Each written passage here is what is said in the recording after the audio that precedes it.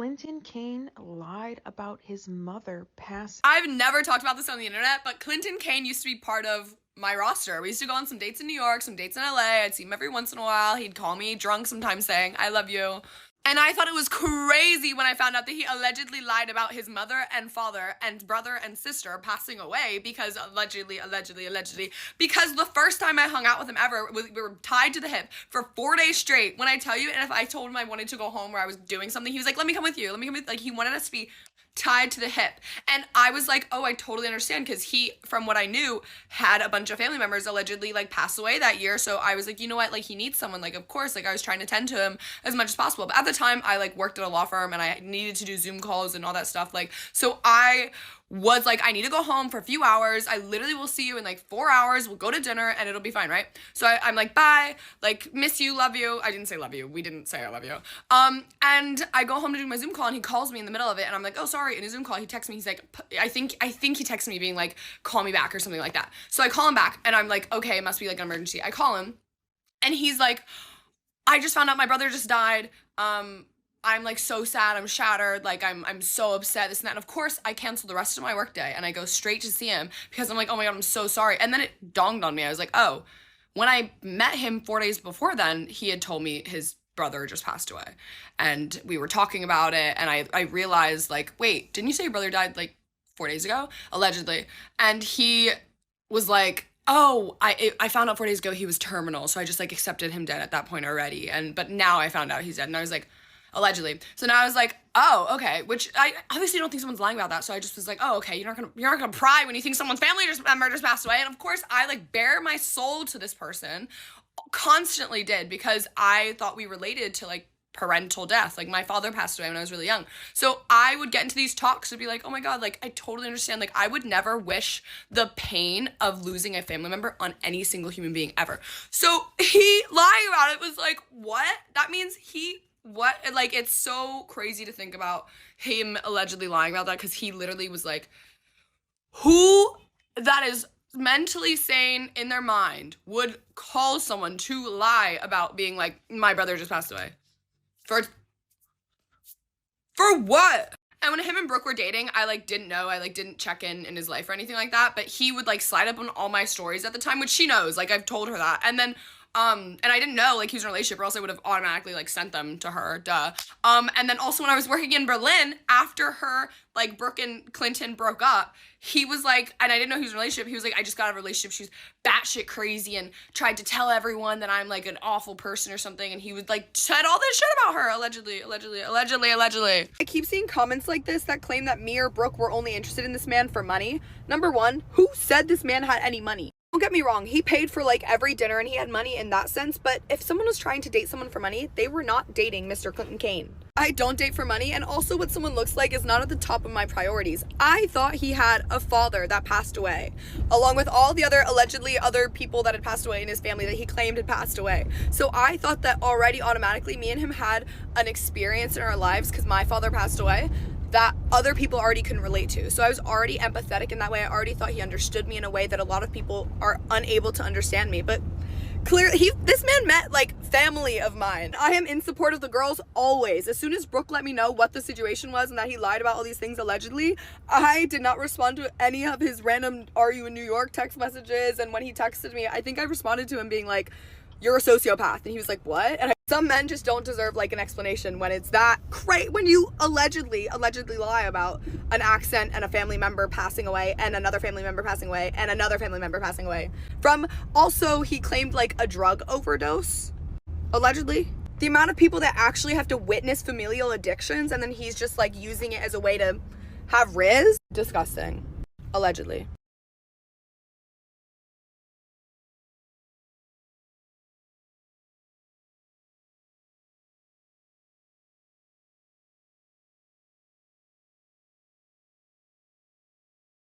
Part one, who the fuck did I marry?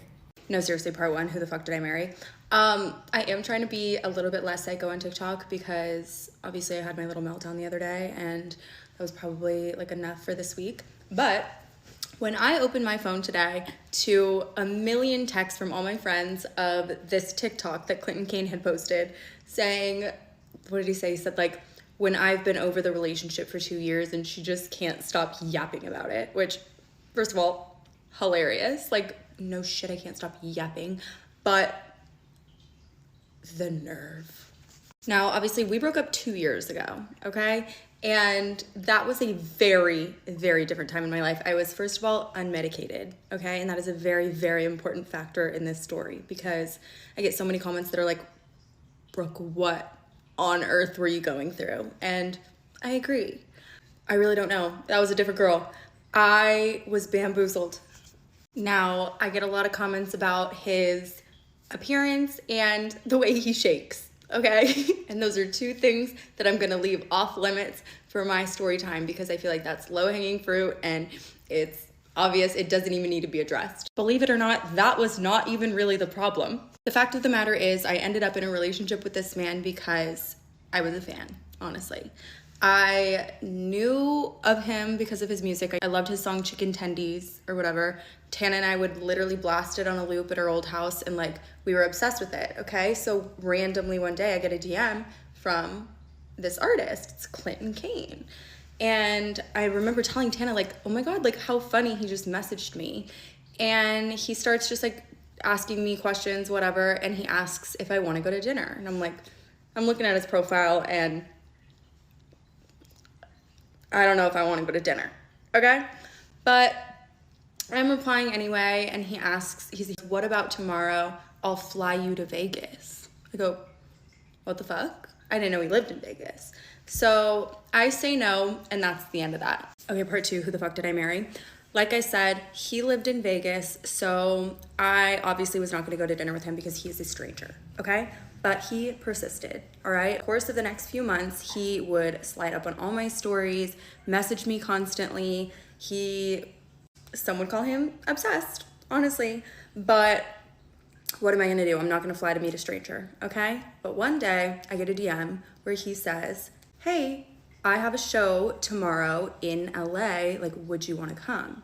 And again, I loved his music, so I was like, absolutely, I will definitely come because it's like, that's so much less pressure. I don't want to go to dinner with this man. Like I said, I saw his profile, but I want to see the show. So I ask Bibi to come with me and we get ready to go, okay?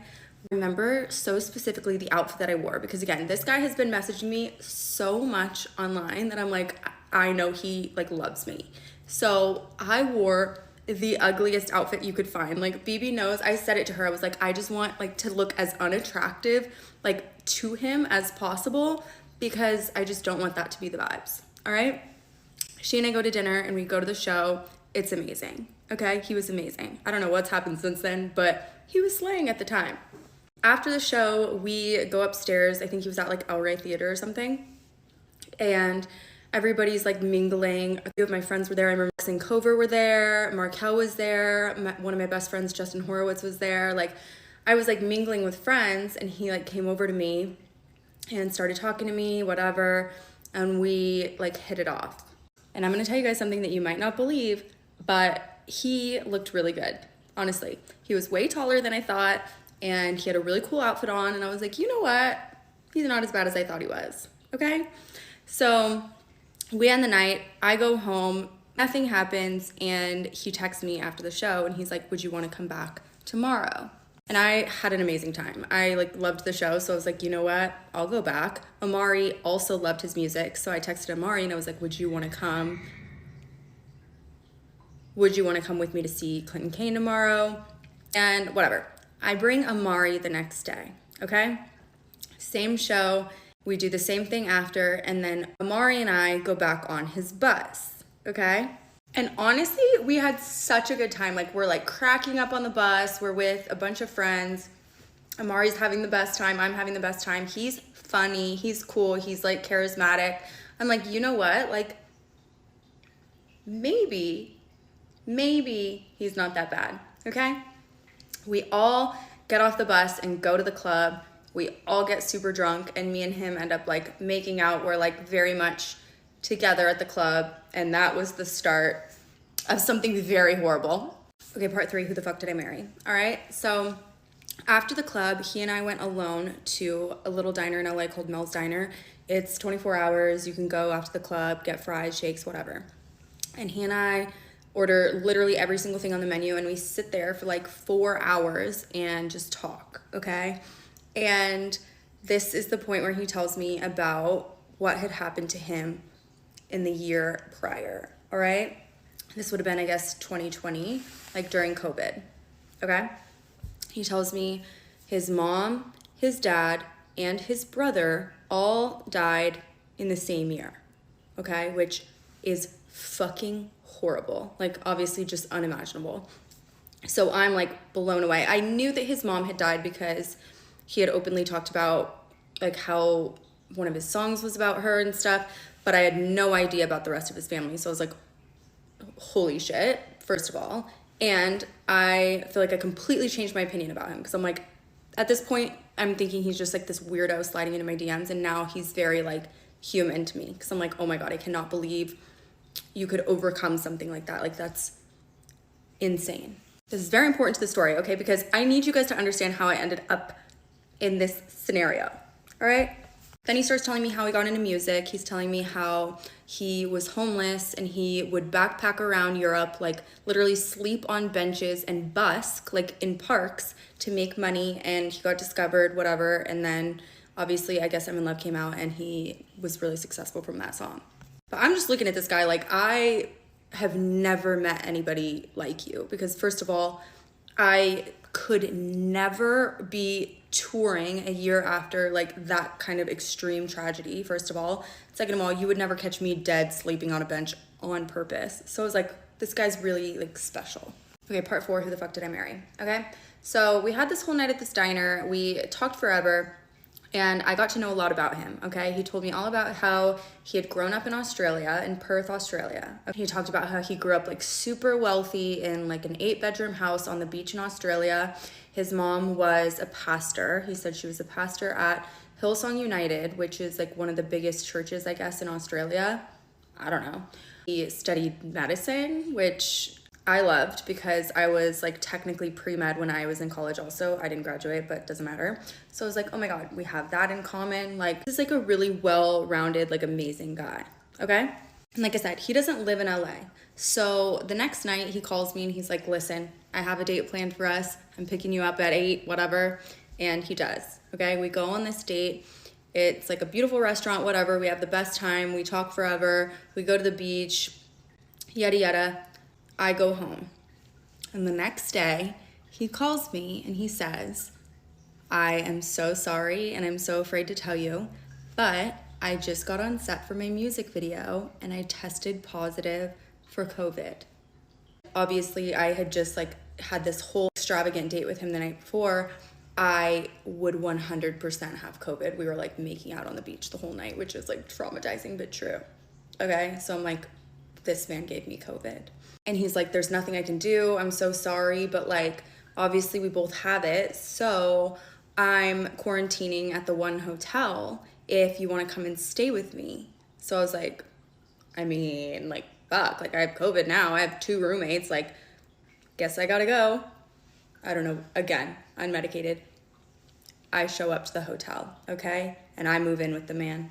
Part 5, who the fuck did I marry, okay? So I'm at the one hotel, one of the most beautiful hotels in all of Los Angeles, okay? It's like several $1,000s a night for like a nice room. So I'm living the life. We're ordering room service every night. We're just having so much fun. And I'm like, you know what?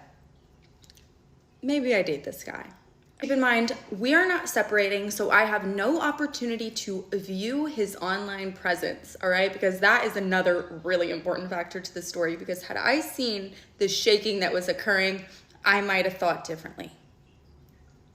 Okay? But he's in person, he's really normal, he's charismatic, he's Australian, he's a beautiful musician, he's singing to me and playing guitar every night. I'm like, you know what? I'm falling for him, okay? I know, but you asked. As more time passes, we eventually move to like an Airbnb in Marina Del Rey because he wanted to be by the beach And so we go over there. And this man is not allowing me to go home, okay? This was the first major red flag. Like, if I had a morning where I was like, okay, like, I want to go home and, like, get new clothes and shower and, like, just be a human and be alone for a second, he would immediately, like, shut down, like, why don't you want to be with me? Why would you want to go home? Can I come with you? Like, just very strange. And I did not like that. A normal person would have seen this as like a big, major, like, no in a relationship, okay? But I am not a normal person. So I was like, he wants to be with me all the time. He is obsessed with me, of course. You know what I mean? So unfortunately, I believed it was a good thing at the time, all right? And I had a bunch of people in my ear. I had, like, mutual friends. Like, Zach Sang was a really important one too, okay? We were all hanging out together all the time, and when Clinton, like, maybe wasn't around, I would have these people in my ear like, Brooke, if you do not date this man, you are so stupid. Like, first of all, he's gonna be huge. He's so talented. He's so special. He has, like, the most amazing story. Like, you have to date him, okay? And one thing about me is I'm easily influenced. So I start dating the man. Part 6, who the fuck did I marry? Okay, we are now in a committed relationship, all right? And one thing about Clinton is he loved to go on a trip, all right? He wanted to get me as far away from everybody else as possible. So this time it was Joshua Tree. He's like, let's go to Joshua Tree. Let's just spend the weekend. It'll be so relaxing, amazing, whatever. We can work. Great. On the way there, we get pulled over. In his car, he drove a Model X at the time, and when the cop asked for license and registration, he gave his license, his Australian license, and he gave the registration to the car, which was not his car. So I thought that was strange. And then the cop is, like, reciting his information back to him, and he says, you were born in 1999. And I am under the impression that my boyfriend is a year younger than me, okay? And this would make him, like, 4 years younger than me. I'm like, that's really strange. But we keep going, and I ask him about it, and he's like, oh, like, that's a fake ID. I got it mixed up. We got lucky. And I'm in my head like, that doesn't happen, but whatever. Also, who has a fake ID to appear younger? Anyway, we go to Joshua Tree, and we have this whole little trip, whatever. We're barbecuing and hot tubbing and having this whole little couples vacation, okay? And everything is going perfect until the nighttime, all right? And this is when we had our first major blowout fight, all right? This is a very important turning point because our entire relationship was blowout fights, okay? But what's important about them is that they were literally out of thin air, okay? So this one was because we're eating our dinner that we made, okay? And I am looking at my phone, okay? Keep in mind, I'm not at a family dinner. We are on a couples retreat where we have spent every single second together for the past 48 hours. Why would I not be allowed to look at my phone? This is when he proceeded to tell me it's a major trigger of his for someone to not pay 100% attention to him at dinner time because that's what his mom used to do to him, all right? And his mom was very neglectful. He had a horrible relationship with her, and it was really traumatic. Obviously, everything is unresolved since she has died. And so anything that reminds him of his mother is a no, okay? And he went insane. I tell you, I have never seen a man like just pout and throw like a literal tantrum this way. I was like, how do I undo? I cannot be in a relationship with this man. Part 7, you guys, he said she can't stop yapping. I'm like, I will show you yapping, okay? So we just had our first major blowout fight, all right? And this is when I first found out like how he behaves in an argument, which was like a child. Like literally you could not talk any sense into him. It was so irrational, and it was just like you could not get through to him. There was no like compromise. It was like you just had to apologize even though he was so unbelievably wrong every single time. Oh my God, it was infuriating. And the overwhelming common theme of all of our arguments was that I was worsening his trauma, and he can't believe that I'm so insensitive to everything that he has been through. I remind him so much of his mother, who was so horrible to him, and I should be way more sensitive to everything that he is going through. And of course, I'm like, I get that. You know what I mean? Like, the man lost 3 family members in 1 year. I'm like, he is going through a lot, so I have to give him like a little bit of grace. But it became a situation where I felt like I was like mothering this man, and like if I did anything wrong, or if I like literally split my attention for even 1 second, he went ballistic because he was like a little infant baby child. I want to be sensitive to his situation, but it was like way too much for me to handle, because I'm already, you guys know, I'm emotionally unstable, okay? And I have no business fixing whatever was like seriously very wrong with him. I would go out with my friends. Like, I remember one night I was at dinner with Tana, and he's blowing me up, like literally sending me novels about how he drank an entire 5th of vodka, he's gonna drive, I need to get to him right now, or he's gonna do crazy things. Like, it was just so manipulative, and I just like, I was not equipped. Part 8, I think. I am honestly not sure. I'm just trying not to spare you any details. So I'm in my relationship with my little baby man child, and he still lives in Vegas, okay? So we are technically in a long distance relationship, but we never separate. So either I'm in Vegas staying with him, or he is living with me. Or we'd get like an Airbnb in Marina Del Rey, whatever, it doesn't matter. We are never separating. And at this time, his album was about to come out, okay? So like, he was doing the whole rollout. He was like really getting in the zone. And I was just constantly there for like all the work that he was doing. And this album was special because it was this first piece of work that he was putting out since everything had happened and since everyone had died, okay? And the whole album was about that, of course. And as a part of his little press tour, he went on the Zach Sang show, okay? If you are not familiar, Zach Sang is an interviewer. He does like huge celebrity interviews, and he gets really deep and talks about like life and music and everything. Zach is also one of his best friends. So Zach like knows his story very well, and he does the interview accordingly, okay? He's asking like all the questions about his mom, about the funerals, about his brother, about his dad, everything. And he's answering, obviously. And he's talking about how he had to attend the funerals during COVID, and he had to do it via Zoom because of like everything that was going on. And he is really just going in this interview in his Australian accent. And the interview comes out. I was staying with him at an Airbnb at the time, and I posted a TikTok with him in it, okay? And in my comments, I started getting girls going, uh-oh, like, not him. And I immediately was like, wait, what? And I have a girl tell me like, oh, by the way, he cheated on his ex-girlfriend with literally 15 girls. And before this, he had told me that his ex, who I Guess I'm in Love is about, by the way, one of the most beautiful songs ever. People use it as their wedding song. It's like, I mean, it's his biggest song. He told me that the girl that was about had cheated on him, okay? So this was news to me. And I asked him about it. I'm like, did you cheat on her? And like, it was the most nonchalant thing in the world. He was like, well, yeah. I'm like, excuse me? Part 9, I'm having so much fun, okay? So we just found out that he cheated on his ex-girlfriend, who I Guess I'm in Love is about, okay? Beautiful love song. You can't imagine that he could possibly do something bad to her, right? Wrong. He was cheating on her the whole time, all right?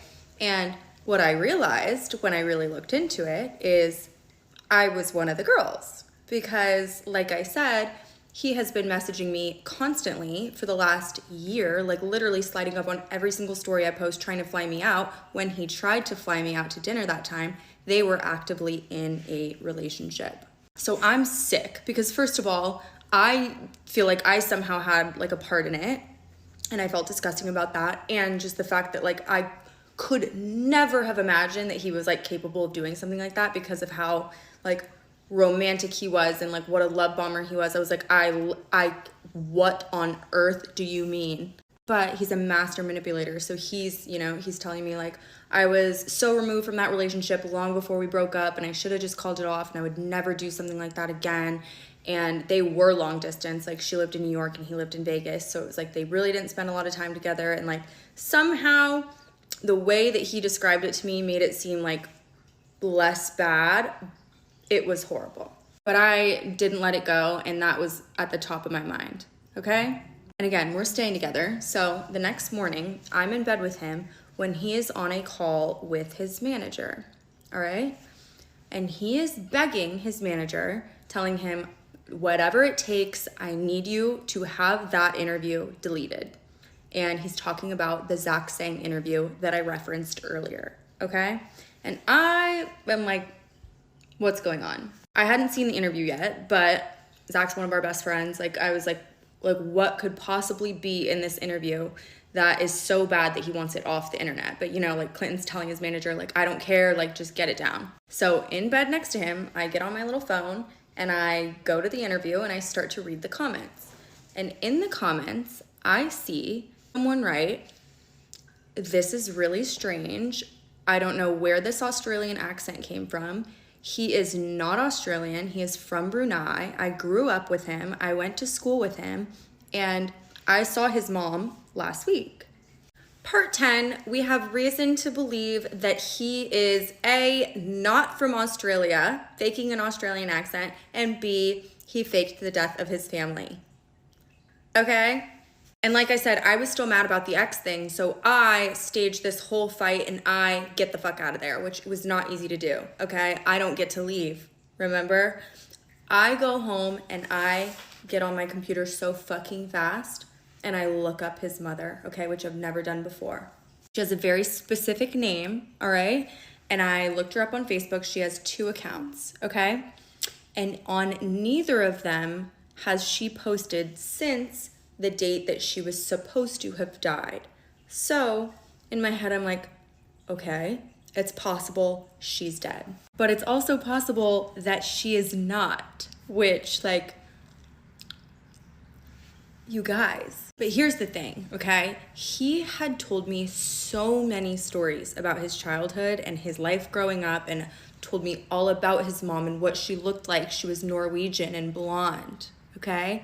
He would tell me about what his house looked like and how they had nannies and maids. And he was so wealthy, and his mom would leave for months at a time because she also had, like, she had all these, like, crazy businesses in addition to her being a pastor. Like, I don't even know how in my right mind I, like, did not see right through this, but he would tell me all these elaborate stories. And now I'm looking at her Facebook profile, and his life was nothing of the sort, okay? I can see the house that he grew up in Brunei, by the way, not at all in Australia. Keep in mind, I live with this man and he has a fucking Australian accent. His mom is obviously Asian, as is he, which, like, why would you lie about that? It's such a strange thing to lie about. And just everything was fake. So while I can't immediately tell that she is alive, I can tell that he is a extreme pathological liar. Part 11, you guys, I now know that my boyfriend, who I've been with for several months, who I spend every single waking second with, has literally completely fabricated every single detail about himself. I know nothing about him. And as, like, lighthearted and, like, funny as I can make the story now, like, I cannot explain to you, like, what I felt in that moment. It was genuinely the worst feeling I've ever felt in my entire life, because it was like I've never been obviously lied to in that way, but, like, I spend so much time with this person. He's my best friend. I'm in love with him. I am dating him. Like, he's the closest person in the world to me, and he made himself up.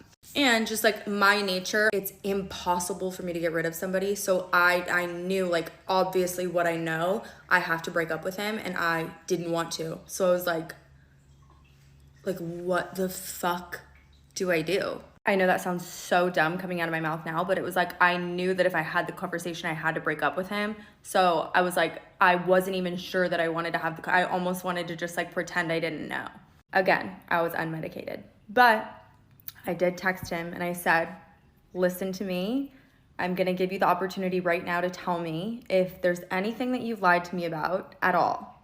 And he racked his brain for all of 5 minutes before he told me I had lied about my age. I am 22 years old. All that, and the only thing he wanted to admit to was that he lied about his age. Okay, part 12, get to the point.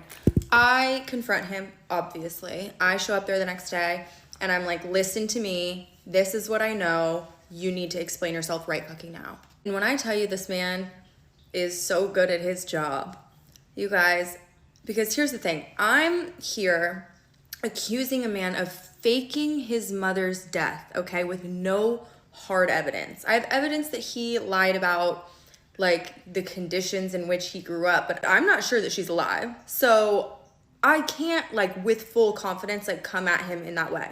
So I'm kind of hoping that he just like confesses, and he doesn't. He made me feel so fucking horrible for ever possibly accusing him of lying about something like that, because who would ever lie about something like that? And I felt so disgusting and so guilty, and I literally could not, I thought I was going crazy.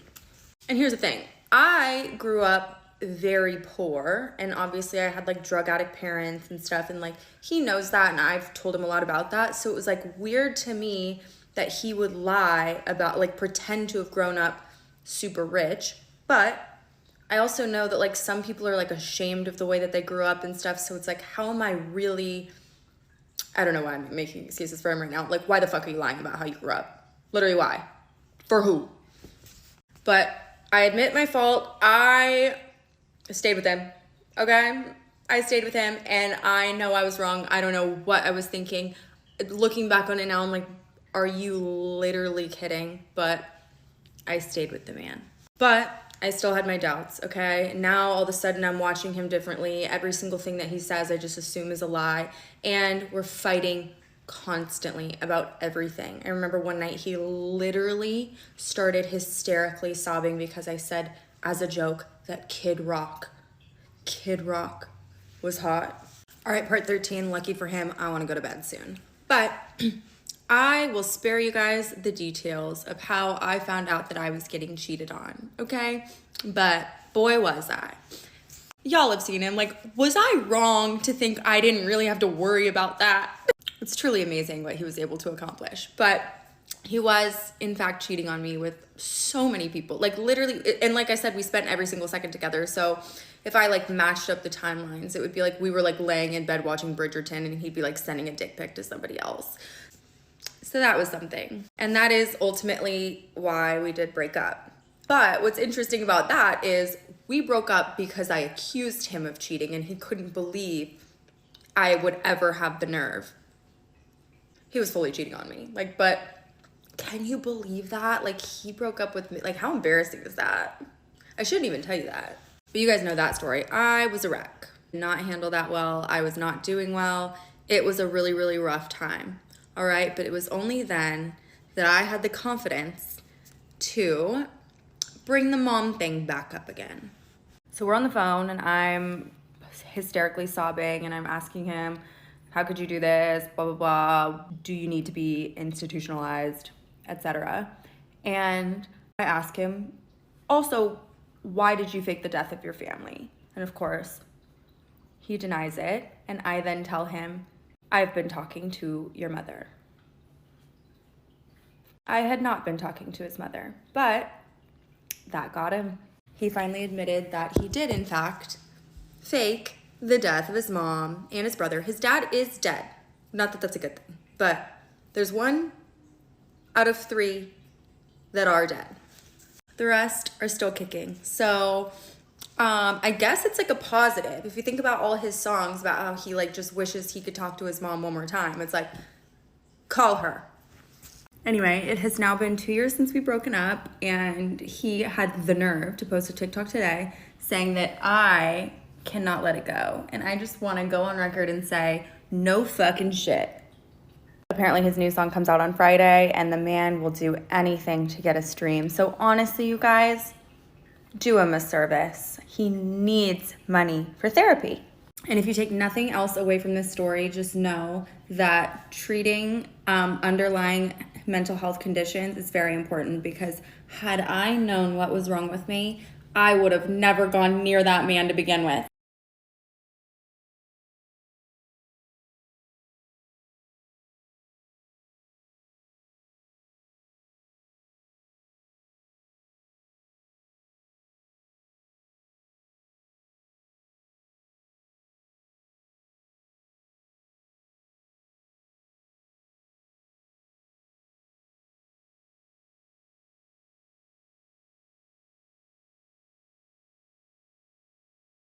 Coming back. This is for Clinton Kane and Clinton Kane only. I'm gonna need you to delete that video, and I'm being so for real. I had just woken up to hundreds of texts from my friends, from my family members about this video.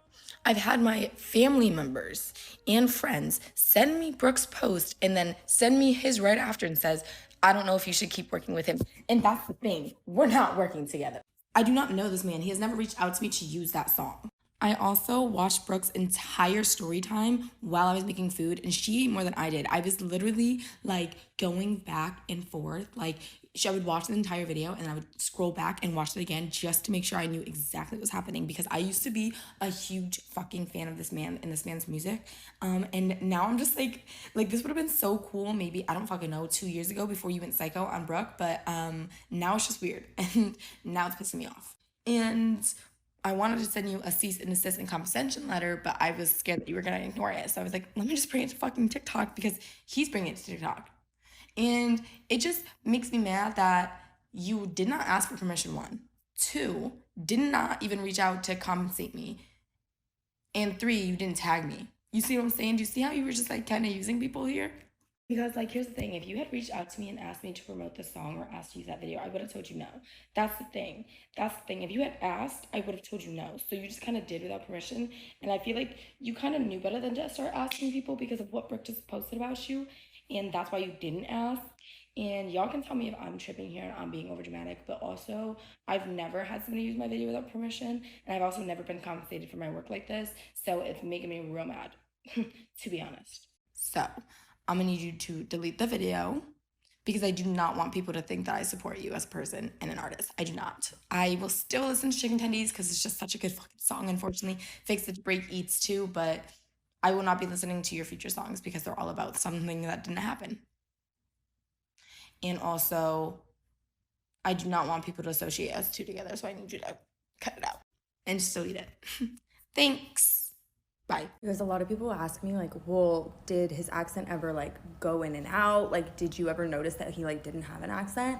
And truthfully, he never, almost never had the accent with only me, okay? Like, he would turn it on when my friends were around or when we're at dinner with people or whatever, and I was like, okay, slay. But, like, you know, he's a performance artist, but I didn't really think that much of it because, obviously, like, I'm American, and I just figured, like, he was like mirroring me. Sometimes if I felt like he was really being irrational, I would record our arguments because I'd like to show them to him the next day. He knew I did this, by the way. This is not illegal. And there's just nothing Australian about him. I'll let you be the judge. It's uncomfortable. You can say it to fucking anyone else. You can go with Tana and say it. When I'm in that room, you don't.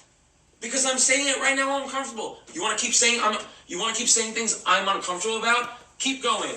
I'm just gonna be like weirded out. I'm gonna be like, oh wow, that's crazy. Something I brought up to my girlfriend that I said was uncomfortable. She doesn't acknowledge it nor respect that I am uncomfortable about it, and she doesn't want to stop saying it, even though it doesn't demoralize her personality or her value.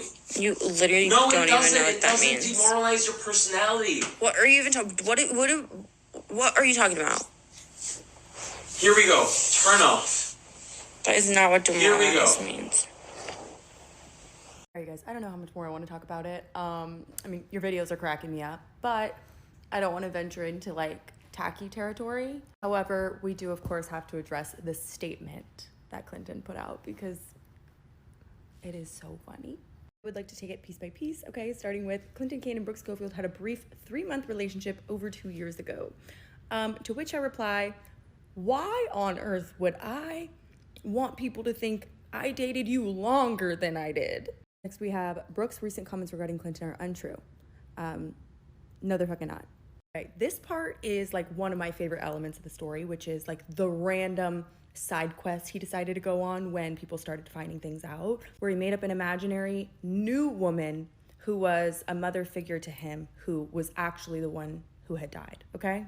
The rep says that the mother he referred to in the interview with Sang was actually a very special mother-like figure in his teenage years who sadly passed. Not his biological mother, as was assumed. Which, what do you mean, was assumed? Like, girl.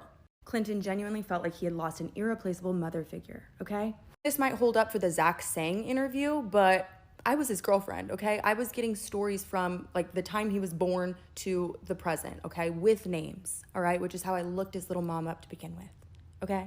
There was one mom, all right? It's the same mom I heard about every single day, and that is the one he killed off, and that is the one who is chilling in Brunei. And this is not even the most concerning part of the statement, okay? Now, I want to talk about the part of the statement that really got my little feet kicking, okay? It reads, the public rehashing of these details is only an attempt to bring attention and focus on Brooke's podcast at the expense of tearing down another former boyfriend, a tactic that she has become known for. But if they had done any research at all, they would know that the canceled podcast listeners have known this lore all along, okay? I brought this to my TikTok audience for one reason and one reason only, okay? It is because that man called me a yapper. I mean this in the most humble way possible, truly. Like, I really, truly do. Canceled amasses more listeners in one singular week than Clinton Kane has in an entire year. I'm sorry. This article was published in Rolling Stone. Okay? Rolling Stone, who actually reached out to me in 2023, all right? Several times. We were already publishing a story on Clinton, okay? It was already a thing. People knew about it, okay? Ultimately, I decided I wanted no involvement. As you can see here, I feared for his mental health, okay?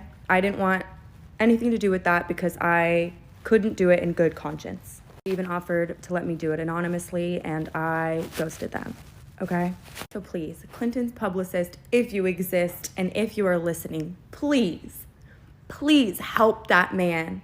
I have nothing to gain. I'm embarrassing myself. Okay, so if you guys saw the video and the song that came out last night, which honest to God, hope you didn't, it is directed and edited by his ex-girlfriend who came before me, okay? So I referenced her in my original story time. Her name is Mia. She is a fucking angel, and she's a victim as well. Apparently, somewhere along the way, they worked out some sort of friendship, and she, I don't know, edited and directed the video. That's none of my business, okay? I have not a bad word to say about her. She is literally like, she was such a saint to me during my breakup. But what I did find out during that time was that he killed his mom off while they were actively dating. So, like, actually physically called her, his girlfriend, on the phone and said, me mum just died. Me mum just died. And she flew across the country and stayed with him for months while he grieved. A woman who is alive. She literally sat there, stayed by his side for months while he literally like sobbed his eyes out, mourned a woman that he just decided to kill off one day.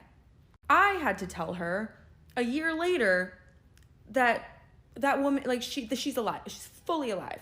What's crazy about this whole Brooke and Clinton thing is that Clinton just didn't know when to stop lying after he was caught. The timeline went me and Clinton, I think I was like 18 years old at the time, and then Brooke and Clinton dating, which he would call and text me while they were dating at the time, which I didn't know because obviously he didn't tell me he had a girlfriend. They broke up, which I obviously also didn't know because I didn't even know he had a girlfriend in the first place. After they broke up, he started talking shit about her. He tried telling me that Brooke was stalking him, that he was so scared, that his friends allegedly were so scared for him, and that he literally had to go to the police. He was like, Becca, I had to get the police involved. Like, she was so, like, he's saying he's scared to go anywhere because she's so crazy. Allegedly. He said that he had to get a restraining order against Brooke, allegedly, which obviously isn't true. He's saying all this with his chest while him and Brooke are still in contact. People like this are just addicted to lying. Like, he was caught already by Brooke, but he still had to, like, tell me, who didn't even know Brooke at the time, that it was a lie. At that point, people that are saying those lies believe it themselves. They've told these lies over and over so much that they believe it in their own head. Allegedly.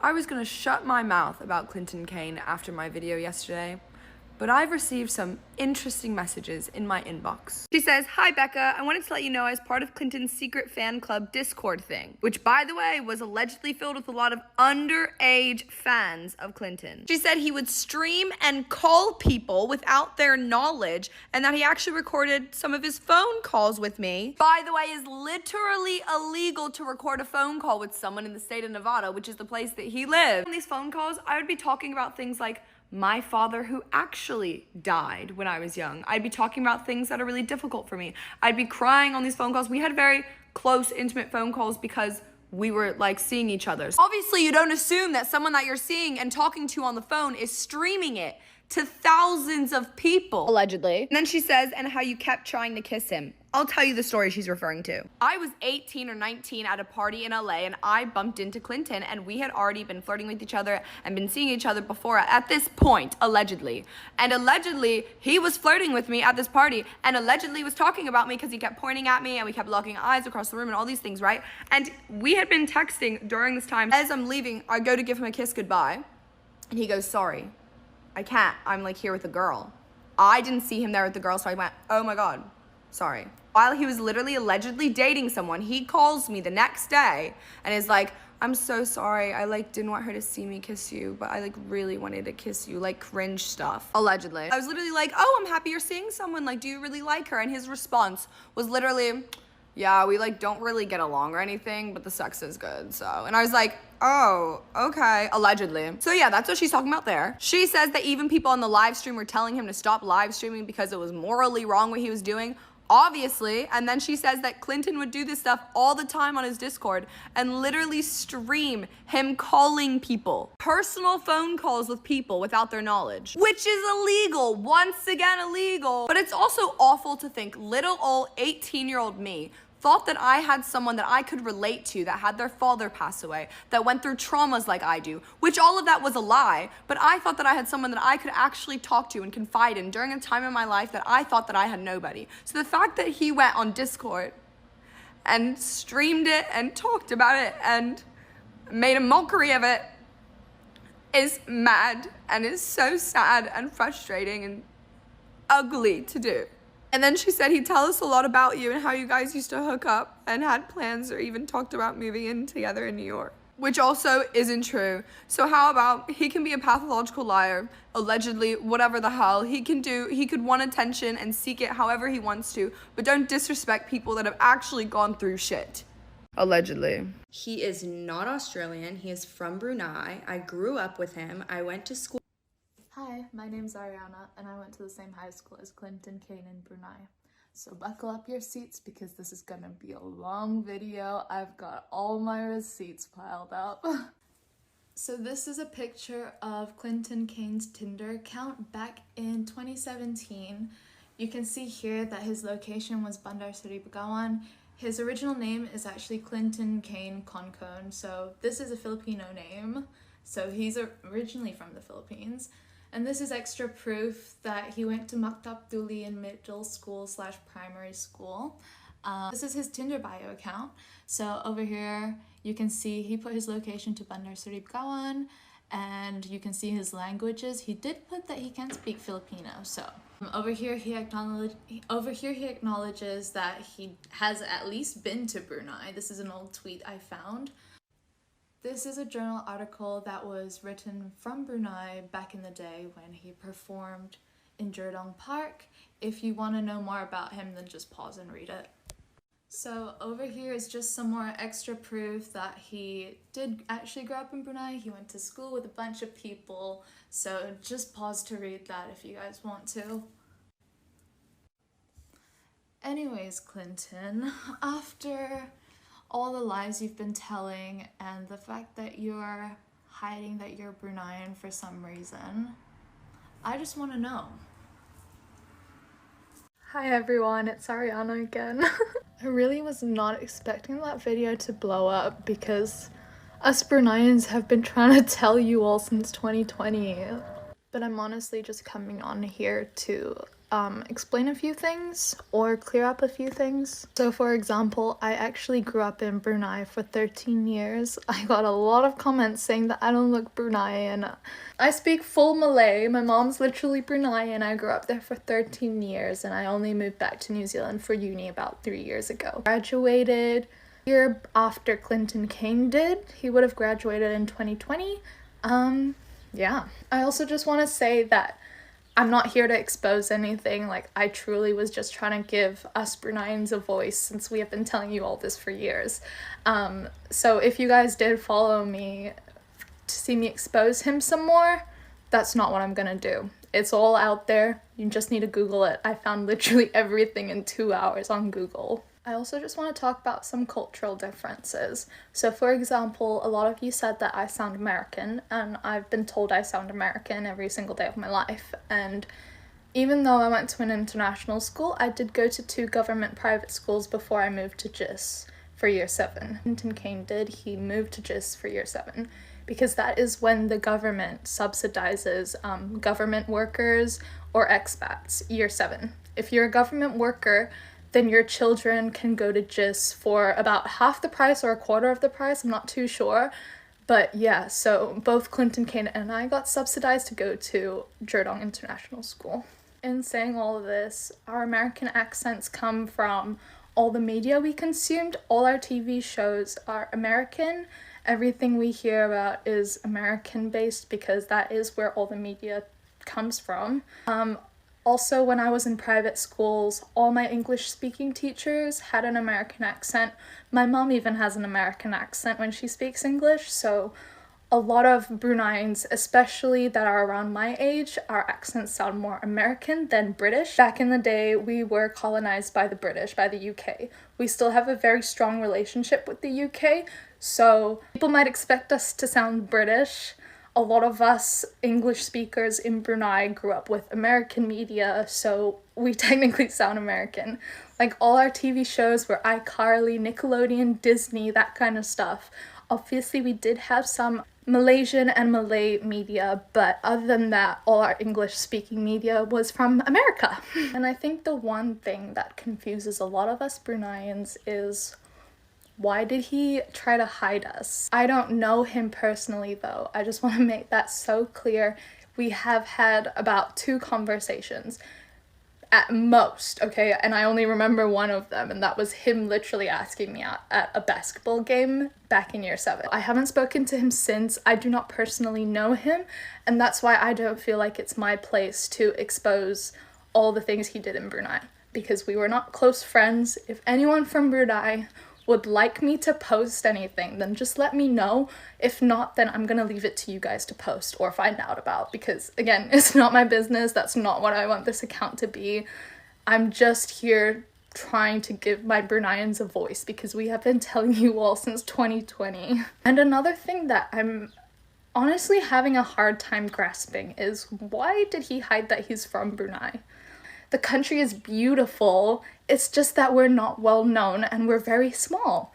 So that's why I believe that he thought he could get away with it. We have been trying for so long to let you all know, but you only seem to care when Brooke talks about it. And thank you so much again, Brooke, for giving us Bruneians a voice in all this. If you followed me to see me expose him more, I'm not gonna do that. It's not my place to do that. It's not your place to know about his life. We have no idea what he went through. He very well could have been exiled and bullied out of Brunei when this all came out in 2020. Maybe that's why he's chosen not to mention Brunei at all. I don't know. There could be several reasons why he did this, but also he could very well have a nanny/maid. Like, I know Brooke mentioned that in her story, that he said he was rich and he had a nanny and a maid. In Brunei, not all of us, but a vast majority of us do have helpers/maids/nannies at home, because a lot of parents work from 6 in the morning until 6 p.m. at night. So our school usually finishes, if you're in a government school, it finishes at 12 o'clock. If you go to an international school, you finish at 3. So your child is at home for at least 3 to 6 hours. So a lot of parents end up opting to have someone live at home with them to take care of their children when they're at work. I've also seen a lot of comments saying that because our helpers in Brunei tend to be Filipino or Indonesian, that maybe his mom was a helper. Again, don't personally know his mom. I think you all need to leave his family alone. They've already said countless of times they don't want to be involved, they don't want the drama, they don't care what he's doing. But at the end of the day, his mom is Filipino. She's no longer in Brunei, but she was a massive part of the Brunei community, and that is why a lot of us know her. Multiple other women and would have continued doing it for the rest of your life, getting away with it. Okay, so I haven't watched the whole entire cancelled podcast just yet. I'm about to watch it after posting this, but this clip literally explains it all. If you've been wondering why people are only talking about this now, it's not that they've only been talking about this now. Women have been talking about it for ages. All his ex-girlfriends have been talking about it for years. It's just that only now the world has found out because Brooke posted about it.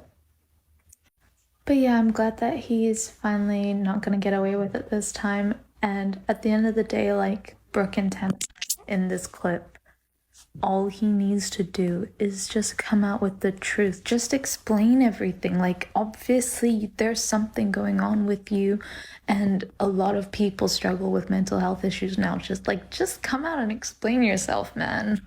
I was taught that keeping quiet kept the peace, until I realized whose peace is it keeping. Hey guys, I'm sorry it took a bit long for me to respond to all the allegations that were made from a 3-month relationship.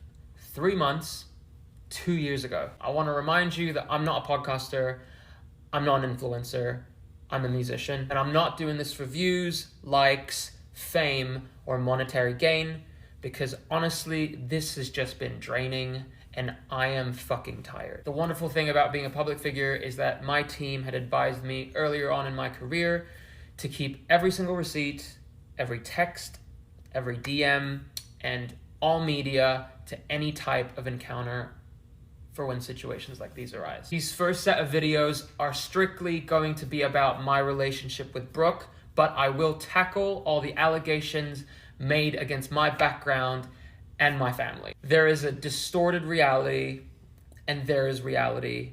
I am here to give you all the facts. Who did I date? Not marry. Lie number one. My boyfriend, who I've been with for several months, like 6 months, you were with a guy and you just like adapted his lifestyle. You didn't do anything for yourself fully. 5 or 6 months into our relationship, I found out. How long were you guys together for? Not even long. We were together like 7 months. Brooke Schofield had a brief 3-month relationship over 2 years ago. To which I reply, why on earth would I want people to think I dated you longer than I did? I really don't know why, but for some reason you seem to be confused. We only dated for 3 months. Let me show you the receipts. We met at my show, just like she said, on May 13th. This was June 2nd. A conversation with our mutual friends at the time. He asked, have I asked her officially yet? I say, I haven't. June 2nd. And on the 7th of June, as you can see, is when we actually got together. And just to confirm that even more, I texted my best friend on the 9th of June, 2 days after we got together, saying, I have a girlfriend now, you should meet her. And she actually says on a podcast when we broke up. He performed at a festival that, like, in Vegas. So I had been vlogging the whole time. And then we broke up at the very end of the... That festival was Life is Beautiful. I performed on September 18th, 2022. On the 20th September is the date we broke up. Here are the texts. So we got together June 7th and we broke up September 20th, which is exactly 3 months and 13 days. So 3 months. And on top of this, we have a mutual friend who she tried convincing on Instagram that we dated for 7 months with pictures that have dates. Here is the DM that she sent to him and the pictures that she used to try to prove to him that we dated for 7 months.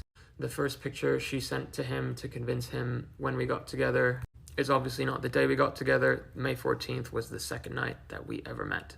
And the date on the second picture is October 2nd. This was not the actual date of the picture. This was taken on film, and we didn't get the photos developed until this date. The actual date of that picture is September 18th, the day that I played the festival, and we broke up 2 days after that, September 20th. She's also said that we got back together after we broke up. Did you break up with him? No, he broke up with me. He broke up with me. We got back together. I broke up with him. What was it, just blocking him? Yeah, so we had gotten back together. I'm never gonna get back with this man. And then, of course, 2 weeks later, I'm delusional, and I'm like, I'm gonna get back with this. We did not get back together after we broke up. We did see each other multiple times and still texted. This was a month after we broke up, October 21st, 2022, clearly stating that we were still broken up. This was the next month on 8th November, still showing that we did not get back together. And then this was the 24th of November, still showing that we did not get back together. And then this was on January, still showing that we did not get back together. And then February, again showing that we did not get back together. Who did I date? Not marry. Lie number 2. So we are technically in a long distance relationship, but we never separate. So we are never separating. And like I said, we spent every single second together. We literally went on our first date and never separated. So when you were with him every day, So it was just every day, like in the watching studio. him work every day. Yeah, actively. Wait, but you're together every day. How does that happen? For some reason, she has said that we were together every single second of every single day. That is not true. We weren't. I'm going to show you all the days that we saw each other from our first date to when we broke up. I looked through every single one of our texts and photos, and I've put all the days that we saw each other on a Google Calendar. Also, I can show you every text and photo of when we were together in person, but I cannot be asked to make a 12-minute video on this subject. Here is the first month from when we had our first date. I've labeled it B for every time we saw each other. Yellow is for when we saw each other either during the day or just at night, and red is for when we spent the night together.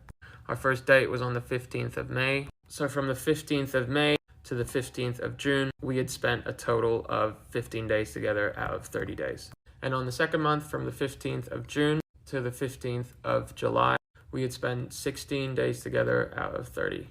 In the third month, from the 15th of July to the 15th of August, we spent a total of 17 days together out of 30.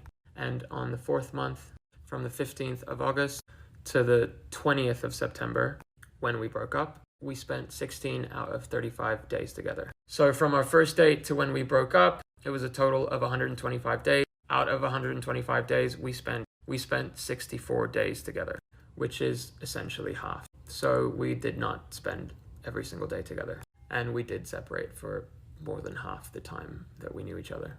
She also said this in the same video. It was just every day, like In the watching studio. him work every day. Yeah. This is also not true. She never came to the studio with me and watched me work.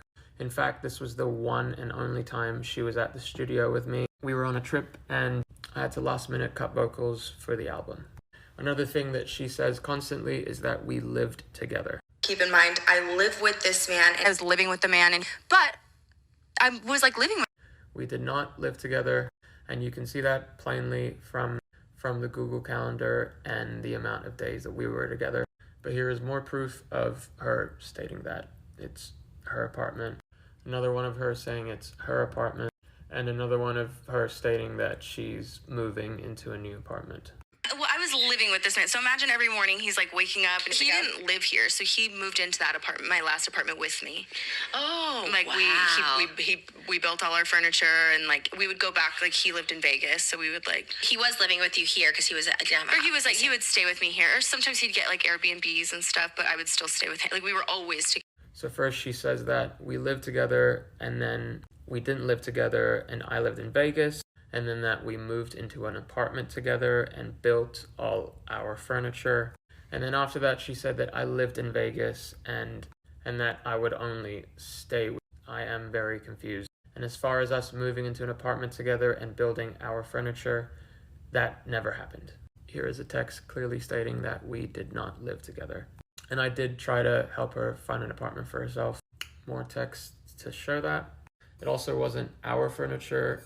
I was just a boyfriend who came to help her build it as much as I could. Who did I date? Not marry. Lie number 3. I remember one night he literally started hysterically sobbing because I said, as a joke, that Kid Rock was hot. This is not true, so let's get this story straight. This fight happened on the 20th of August. It was my best friend's birthday, and I was taking him and his wife out to dinner. And you can see here that I invited Brooke to dinner, and it was going to be the 4 of us. So we're at dinner, First of all, she did not say Kid Rock was hot. She said, I would fuck the shit out of Kid Rock. It was just uncomfortable and I was embarrassed in front of my friends, I feel like, as anyone would be. But now thinking back, maybe I wouldn't have cared. But in the moment, it was a bit uncomfortable. Here's proof of her saying I would fuck the shit out of Kid Rock. And here's more proof of her saying I would fuck the shit out of Kid Rock and not Kid Rock was hot. Okay, so we're sitting there. I'm a bit uncomfortable, but I don't bring it up at dinner because we're with my friends and I just wanted to have fun. I'm showing you this text just so you can see that the dates match. We got into a fight about it as soon as we got back into my Airbnb. By the way, when all this happened, I did not know who Kid Rock was nor what he looked like. So now we're back at my place. Also, there was no hysterical sobbing. I bring it up to her and I say, hey, that joke you made me feel really uncomfortable. As you can see in this text, that is what I said, and I said it in a very calm, clear, and I didn't approach this angry or mad at all, as you can see in this text. But of course, it turns into a blowout fight, just like every other fight we had. This fight lasted 2 days, by the way. This was my text to her.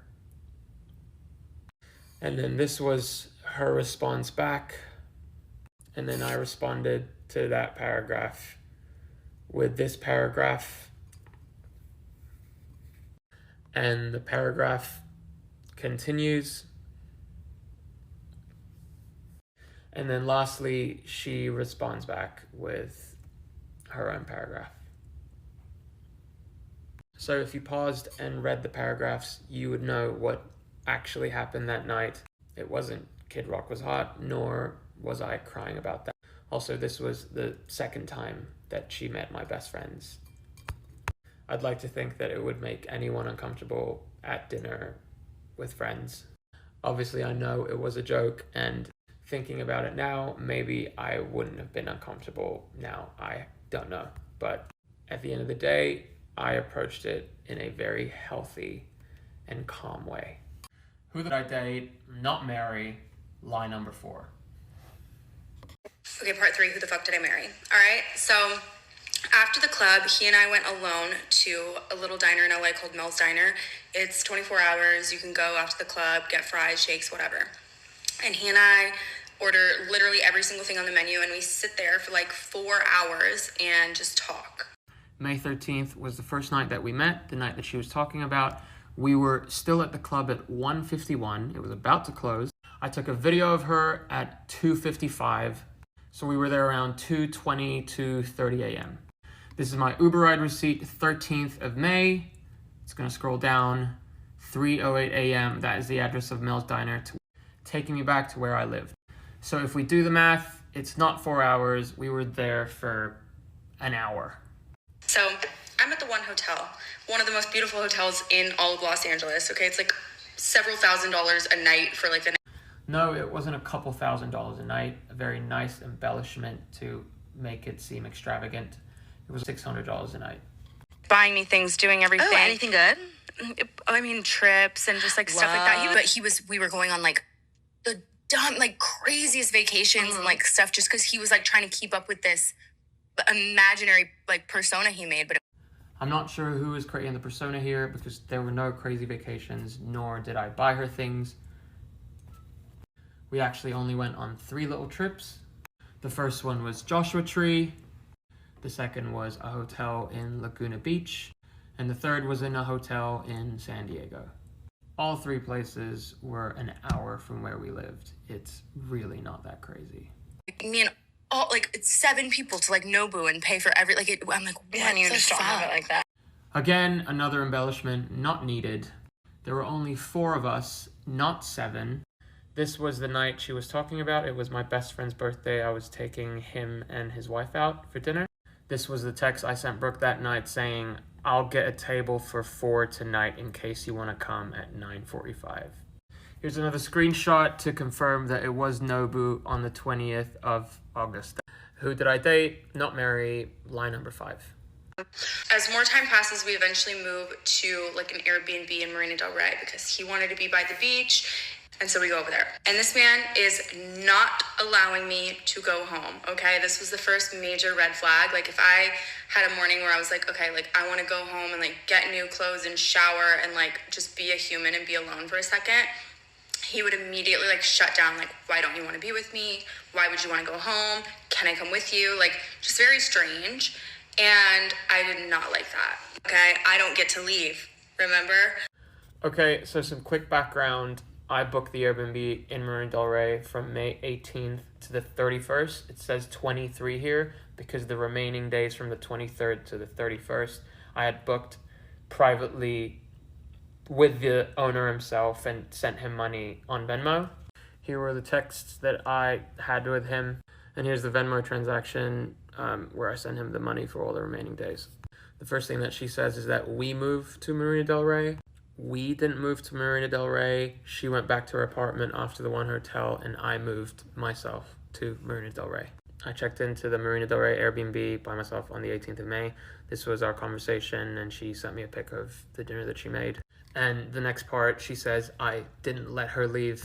I have no idea why she would say this. This is a complete lie. She left multiple times without me stressing. But I'm going to show you every day in Marina Del Rey from the 18th of May to the 31st of May. The next time I saw her was the 19th of May, and she ended up sleeping over. She then left on the 20th of May, as you can see in this text, and I didn't see her for the whole day and night. And then these are texts from the 21st of May, where we went to dinner and then ended up seeing some friends, and then she slept over on the 21st. She then left on the 22nd. Just more texts to prove that we did not see each other on the 22nd. And then she ended up sleeping over on the 23rd of May. And then in the same text, you can see that she left on the 24th of May. We weren't together the day of the 24th, but we ended up going to an Olivia Rodrigo show that night. And then I dropped her back home, and then I went back home that night. And then on the 25th of May, she was out with her friends. I was supposed to come and meet up with them, but I just had a lot of work and stress, and I wasn't able to see her that day and night. And then on the 26th of May, we also didn't see each other. I was filming a music video for a song that was coming out. And then on the 27th of May is when we ended up seeing each other. She came over and slept over. And then in the same text, she left on the 28th of May with no problem. And in the same day, on the 28th of May, she ended up going to Catalina Island with her friends until the 30th of May. And I was in LA working. This is just more text to prove that fact. And then on the 30th of May, I picked her up in the morning when she got back from Catalina Island. We only saw each other, had lunch in the morning, and then I dropped her off because I had to film a music video the whole day and night that day. And then on the 31st of May, I was still filming the music video, and we didn't see each other that day. And more text to prove that. So you did leave with no problem. I never stopped you. There's no red flag here. Who did I date, not marry, lie number 6. Part 6, who the fuck did I marry? Okay, we are now in a committed relationship, all right? And one thing about Clinton is he loved to go on a trip. So this time it was Joshua Tree. He's like, let's go to Joshua Tree. Let's just spend the weekend. It'll be so relaxing, amazing, whatever. We can work. Great. No, we weren't in a committed relationship before we went to Joshua Tree. As you can see here, we went to Joshua Tree from June 3rd to June 6th. This text was before Joshua Tree, June 2nd, from our mutual friends at the time. And I clearly state that we're not in a relationship yet. And on 7th June, a day after Joshua Tree, I then call her my girlfriend for the first time. And just to reinforce this point, 9th June was the first time I told a friend that she had become my girlfriend. Who did I date, not marry, lie number 7. So this time it was Joshua Tree. He's like, let's go to Joshua Tree. Let's just spend the weekend. It'll be so relaxing, amazing, whatever. We can work. Great. On the way there, we get pulled over. In his car, he drove a Model X at the time.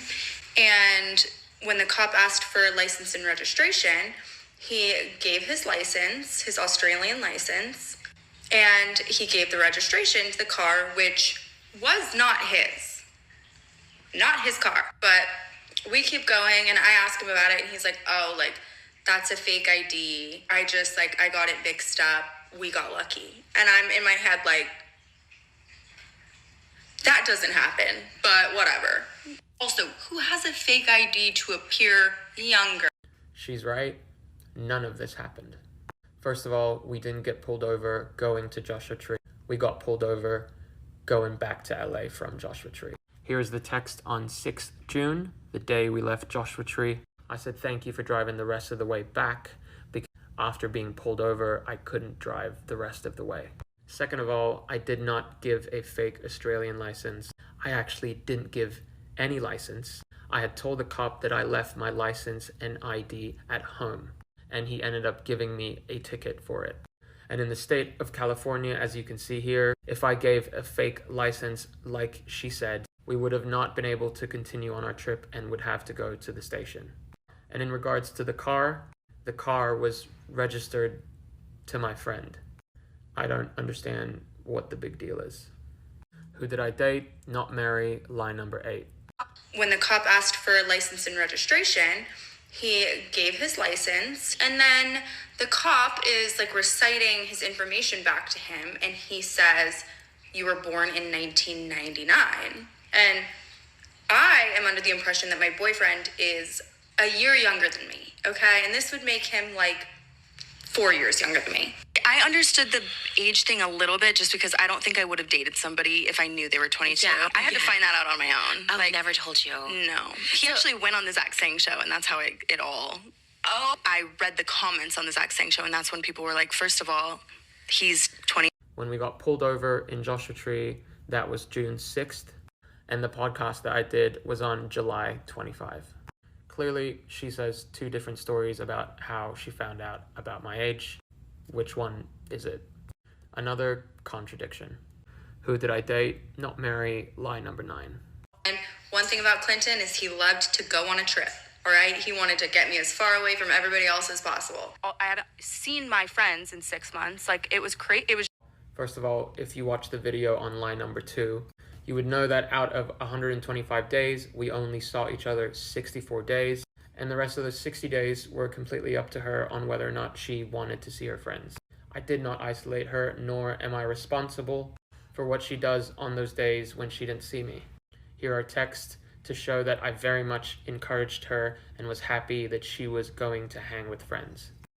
Here's one text. Here's another text.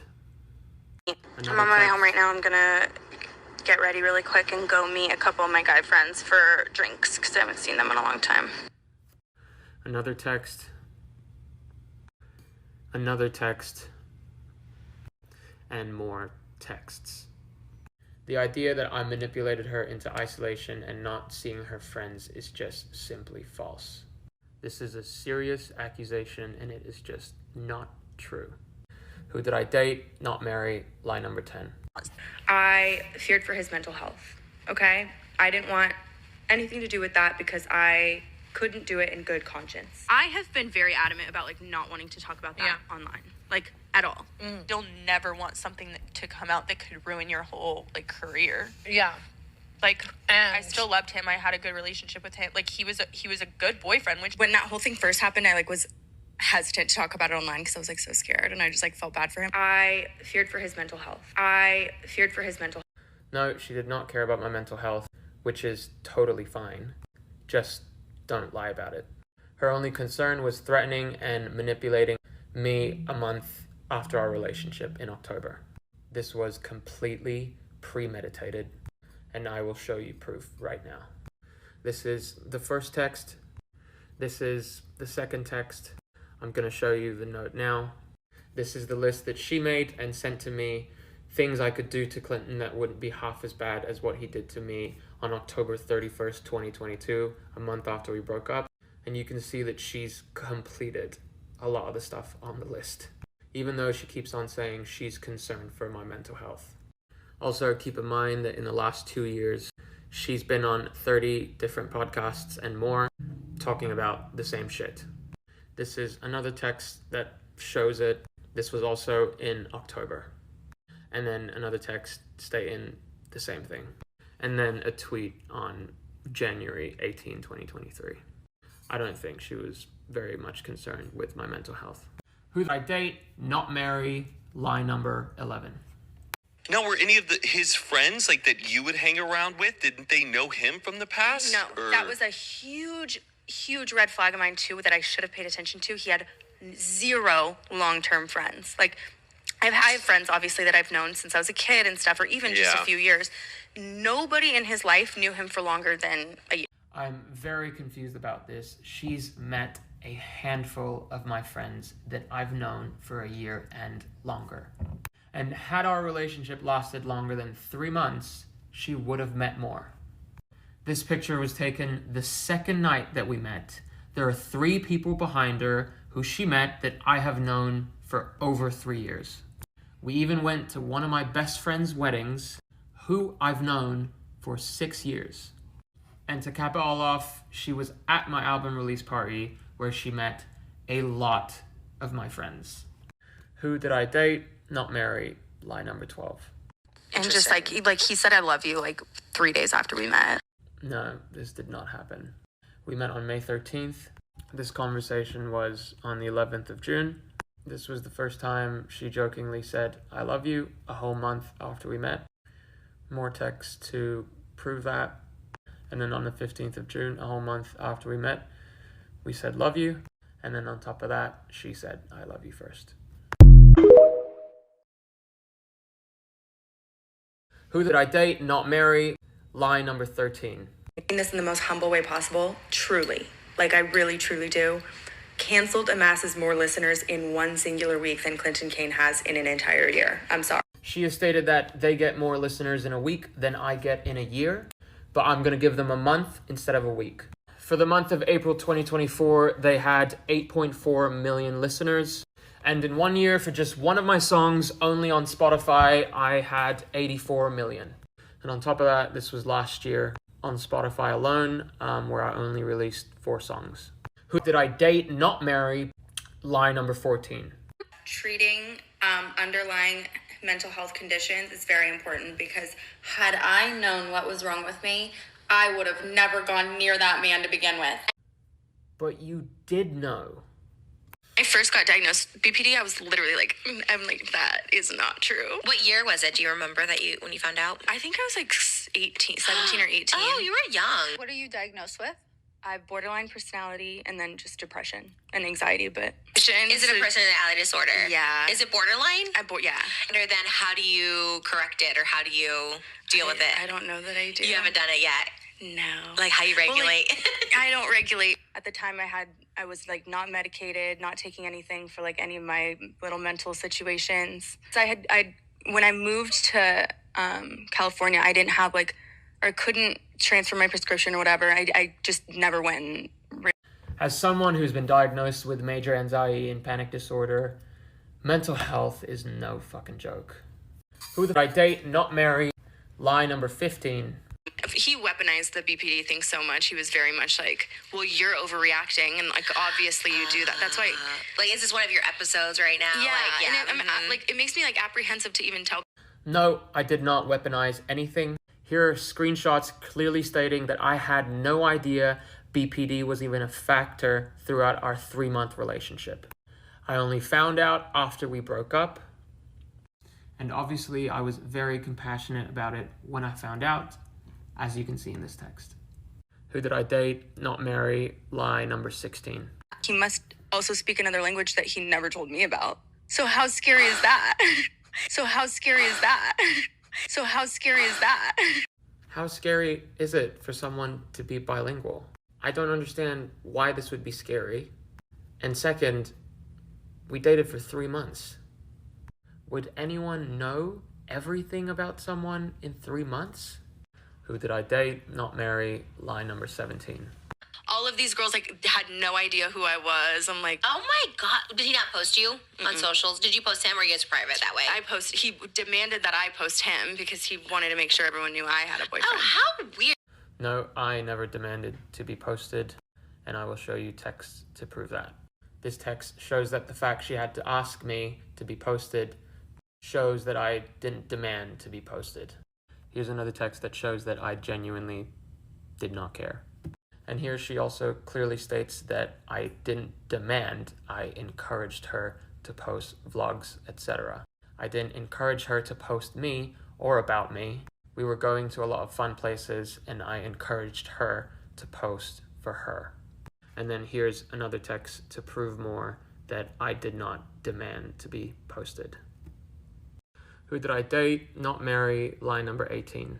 He had told me that his ex, who I Guess I'm in Love is about, by the way, one of the most beautiful songs ever. People use it as their wedding song. It's like, I mean, it's his biggest song. It feels like more of a SoundCloud thing. No, he was like, you've probably heard, like, he had one, like, really huge song, and, like, that was, like, the whole thing, but about his dead mom, whatever. The song that she's talking about, that's my biggest song, is called I Guess I'm in Love. First, she says my biggest song is about a girl I was in love with. And then second, she says my biggest song is about my mom. If you're gonna lie, try to keep it straight. Who did I date, not marry, lie number 19. Sometimes if I felt like he was really being irrational, I would record our arguments because I'd like to show them to him the next day. He knew I did this, by the way. This is not illegal. I'm addressing Brooke directly. Brooke, you know that you never asked for consent. I never knew you were doing this. You never showed me the next day, like you said in this video. And you know this is fucking illegal in the state of California. And this is fucking disgusting. And the fact that you feel the need to secretly record someone in a 3-month relationship is concerning. Who did I date, not marry, lie number 20. And this album was special because it was this first piece of work that he was putting out since everything had happened. The whole album was about that, of course. Or all his music is about his family being... We're gonna take a look at all of my songs. This is the first EP. None of it is about my family. Not about my family. Not about my family. Not about my family. Not about my family. One about my family. Not about my family. One about my family.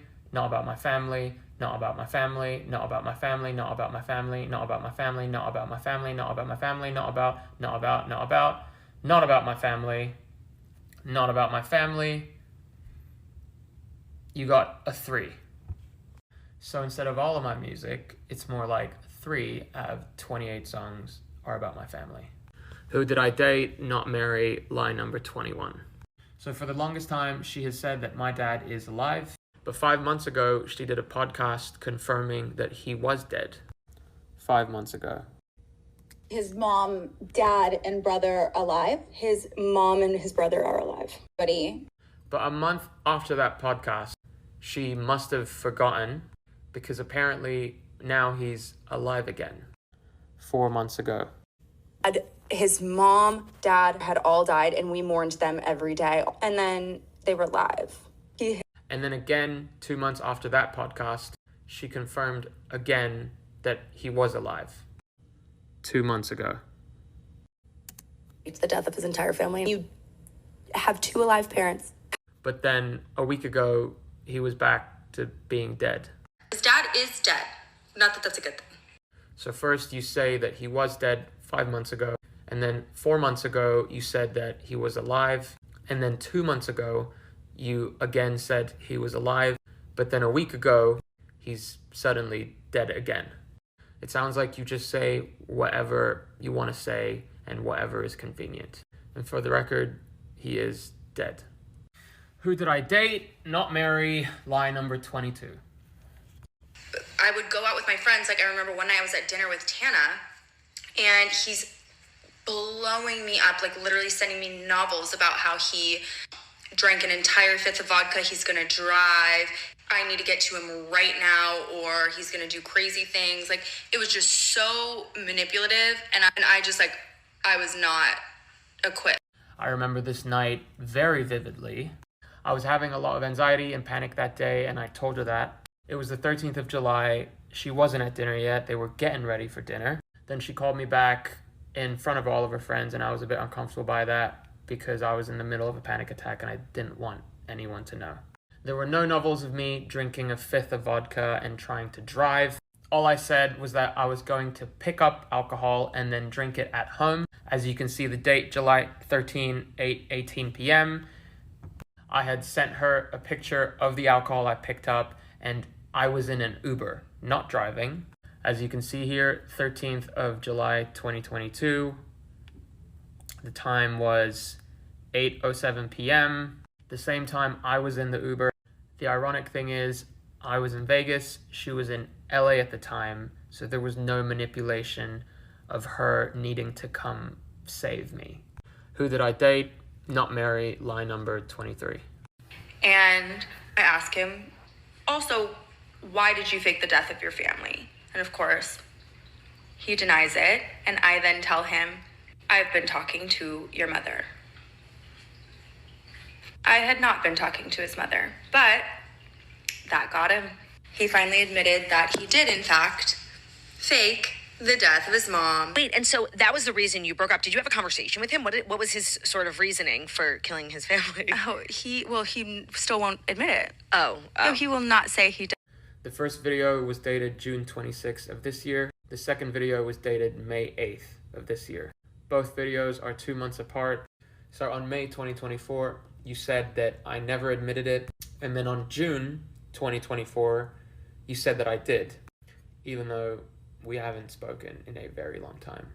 For the record, I never admitted anything to her. Who did I date? Not marry, lie number 24. In fact, I'm pretty sure she works in retail. Like, his mom, I don't even think speaks English. So I'm like, his mom doesn't even speak English. I don't know what she speaks. His mom doesn't even speak English. I don't know what she speaks. She doesn't even speak English. Doesn't even. First of all, she does speak English.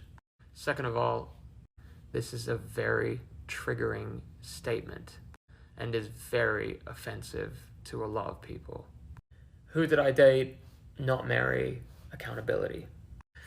Okay, so this video is now going to be about me taking accountability for everything I did wrong in the relationship. First of all, I did cheat. It was a weak asshole move to do, and I am sorry for it. I've apologized to Brooke privately countless times, profusely, months after we broke up.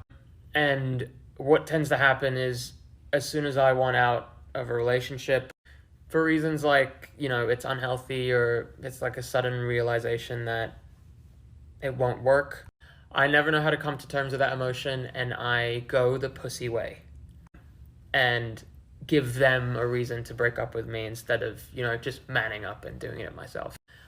I was a kid about it, and for most of my life, I didn't know, all my life actually, I didn't know or have a proper model of what a healthy relationship looked like. And all I can do and have done is learn and be better. Me saying this is not trying to justify me cheating in any way or ask for pity about it. This is me just owning my shit. Next, I also did love bomb quite a bit. If I really think about it and think back to all of my relationships, I've love bombed every single fucking relationship. I didn't know what love bombing was. I didn't know that was a real thing. I didn't know that was even a fucking term until I broke up with her. So I am also sorry about that. I also did lie about my age, and it was just out of embarrassment. She was older, and she had said something about not dating anyone way younger, and I lied and I said I was 2 or 3 years older than I was. And lastly, the most important bit, I was a baby man-child. In my past relationships, I've always been an insecure person, and I'm not going to dive into that emotion because I already do in therapy. And for the most part, I was insecure about meaningless and useless things, and thinking back about it, I cringe. And I wish I never brought those things up. But I've always felt like I approached those insecurities to her in a very calm, respectful, and peaceful way, no matter how dumb the reasoning was of what I was insecure about. I'm human like everybody else, and I've made a lot of mistakes in my life and in that relationship, the 3-month relationship that I had. And I have growing to do. But this video is just me owning 50% of the relationship. I have shown every single receipt to show the lies that were made up. And I've admitted my wrongdoings, and that concludes my 50% of the relationship. So now I just hope to end my attachment to this relationship, and I just want to move forward. Alright guys, in this video we're going to talk about why my accent is the way that it is, and where I'm from. I was born in the Philippines in 1999. I'm missing 3 more passports that I cannot find. Before the age of 1, I moved to Australia, where I had family. While I was there, according to Google, I had learned an average of 1,500 words with the regional dialect of Perth. Then I moved to the UK, where I learned more words with the regional dialect of Manchester. And then I was in Brunei, where English is not the primary language, and they had a specific English regional dialect. And then I was in Singapore, and then I was in Cyprus. There were several back and forths in the countries listed above in no specific order. And then when I turned 18, I ended up in Greece on my own. Then I turned 19 and I came to the United States of America. And in between the ages of 19 and 24, I lived in between Amsterdam, Sri Lanka, Indonesia, and the United States of America. And just for you, the viewer, when I say I lived somewhere, it is anything longer than 6 months. Now, having all this info, which has already been specified in the last 6 to 7 years in every single publication and interview, I did not hide any of this. You can see how my accent is amalgamation of all of these places. My accent isn't a typical Australian accent, and I've never once in my life claimed that it was. At 19 years old, when I moved to America for music, my record label and team needed one place to say where I was from, and since I did not live in the Philippines as a child, I chose Australia because honestly it was just a beautiful memory, and that's where I spent my formative years. I adopted just saying I was from Australia because I didn't want to list all 10 places that I've lived in and tell my life story every time I would make small talk with a stranger. That's about it. So if for some strange reason you have a problem with my childhood, I recommend that you please take it up with your therapist. Have a lovely day. I wrote something down on my notes because I'm not very good with speaking about my feelings in the moment. I mean, that's the whole reason why I kind of got into this mess in the first place. And that's the reason why I'm a musician, because I don't, know how to talk about my feelings in a concise and specific last-minute type of way. So I'll read you what I wrote about this whole thing. This video is kind of difficult for me for a couple of reasons.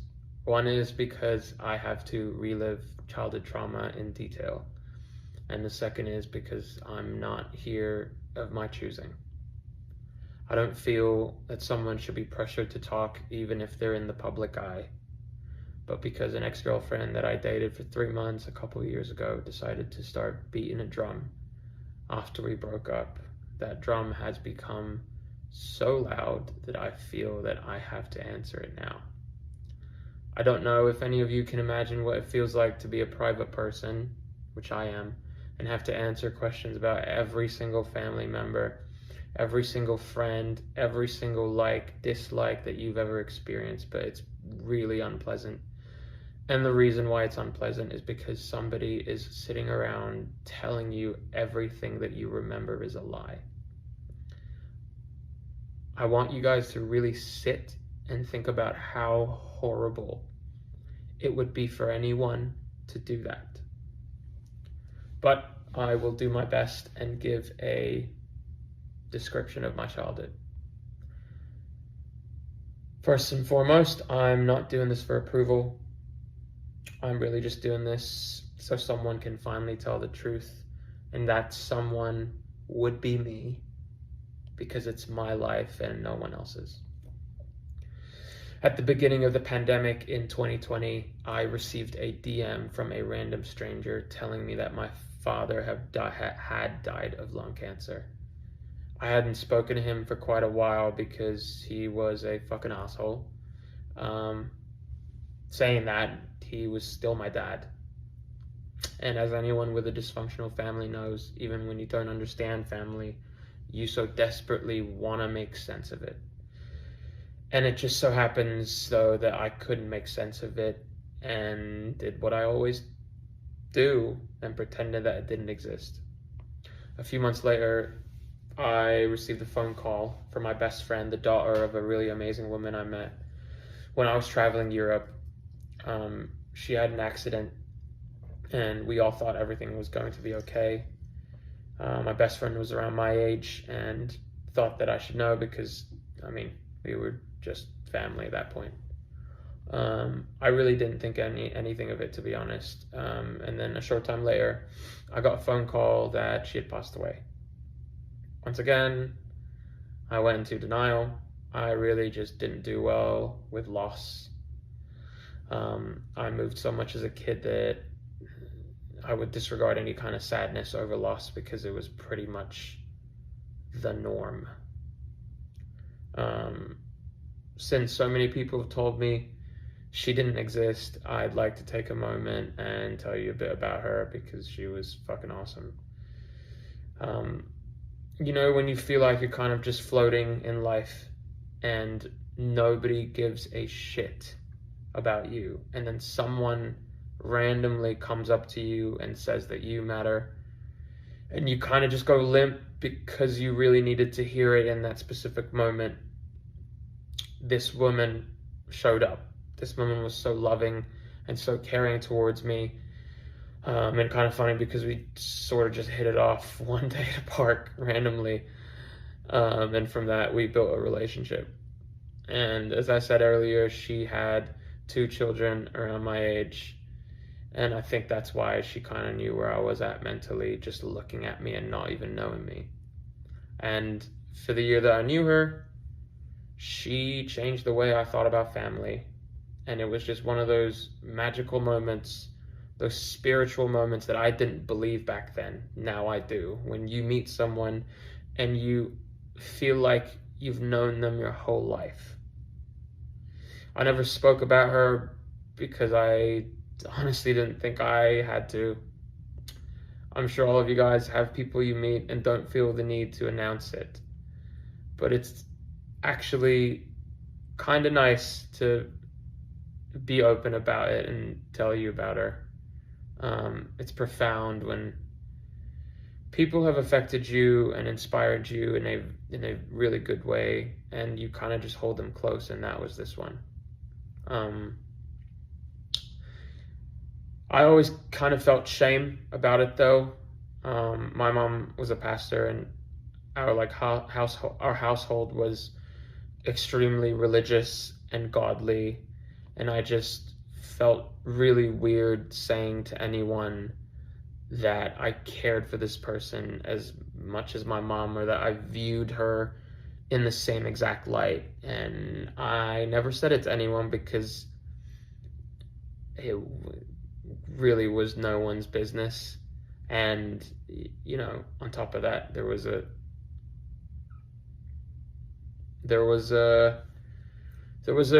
belief in my heart that no one would get it or understand. And when people would ask, like, why are you so upset, or who passed away, I just started telling them that it was my mom. Because my mom was absent for most of my life, and in some crazy way, it just sort of fit, and that she was the one that passed away.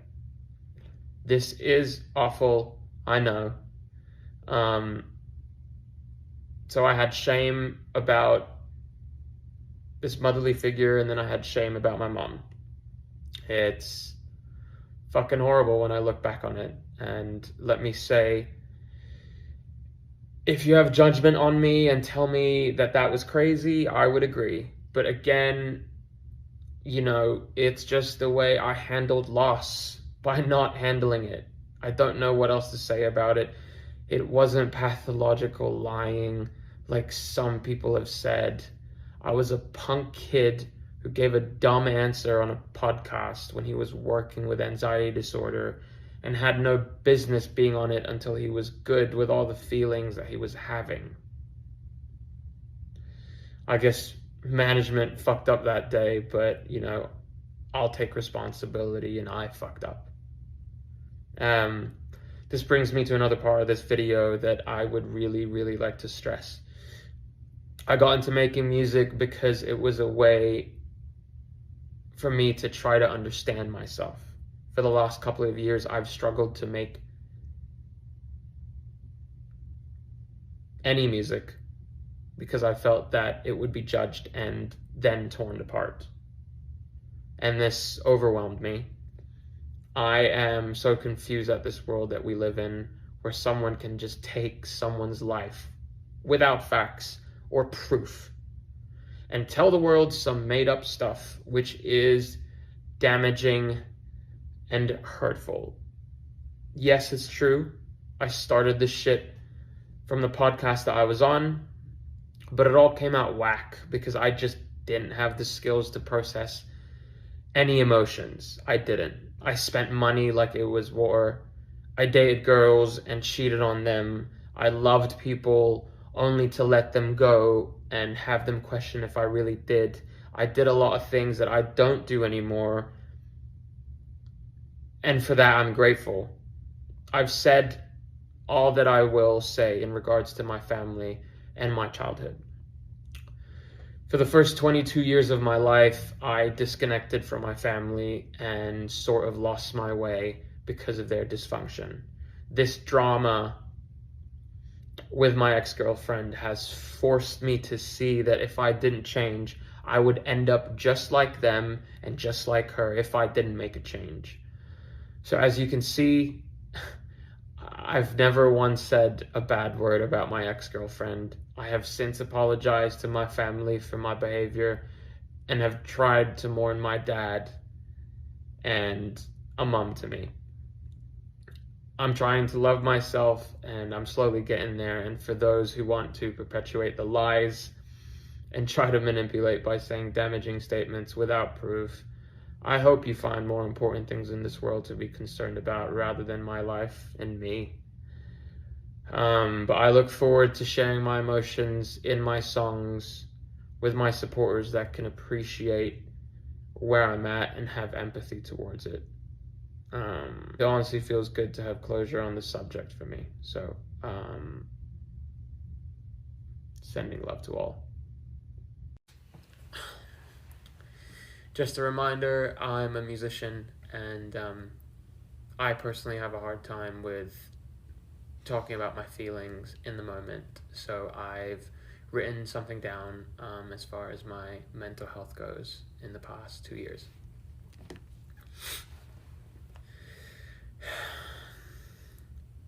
This is going to be a video about what my mental health has been over the last couple of years.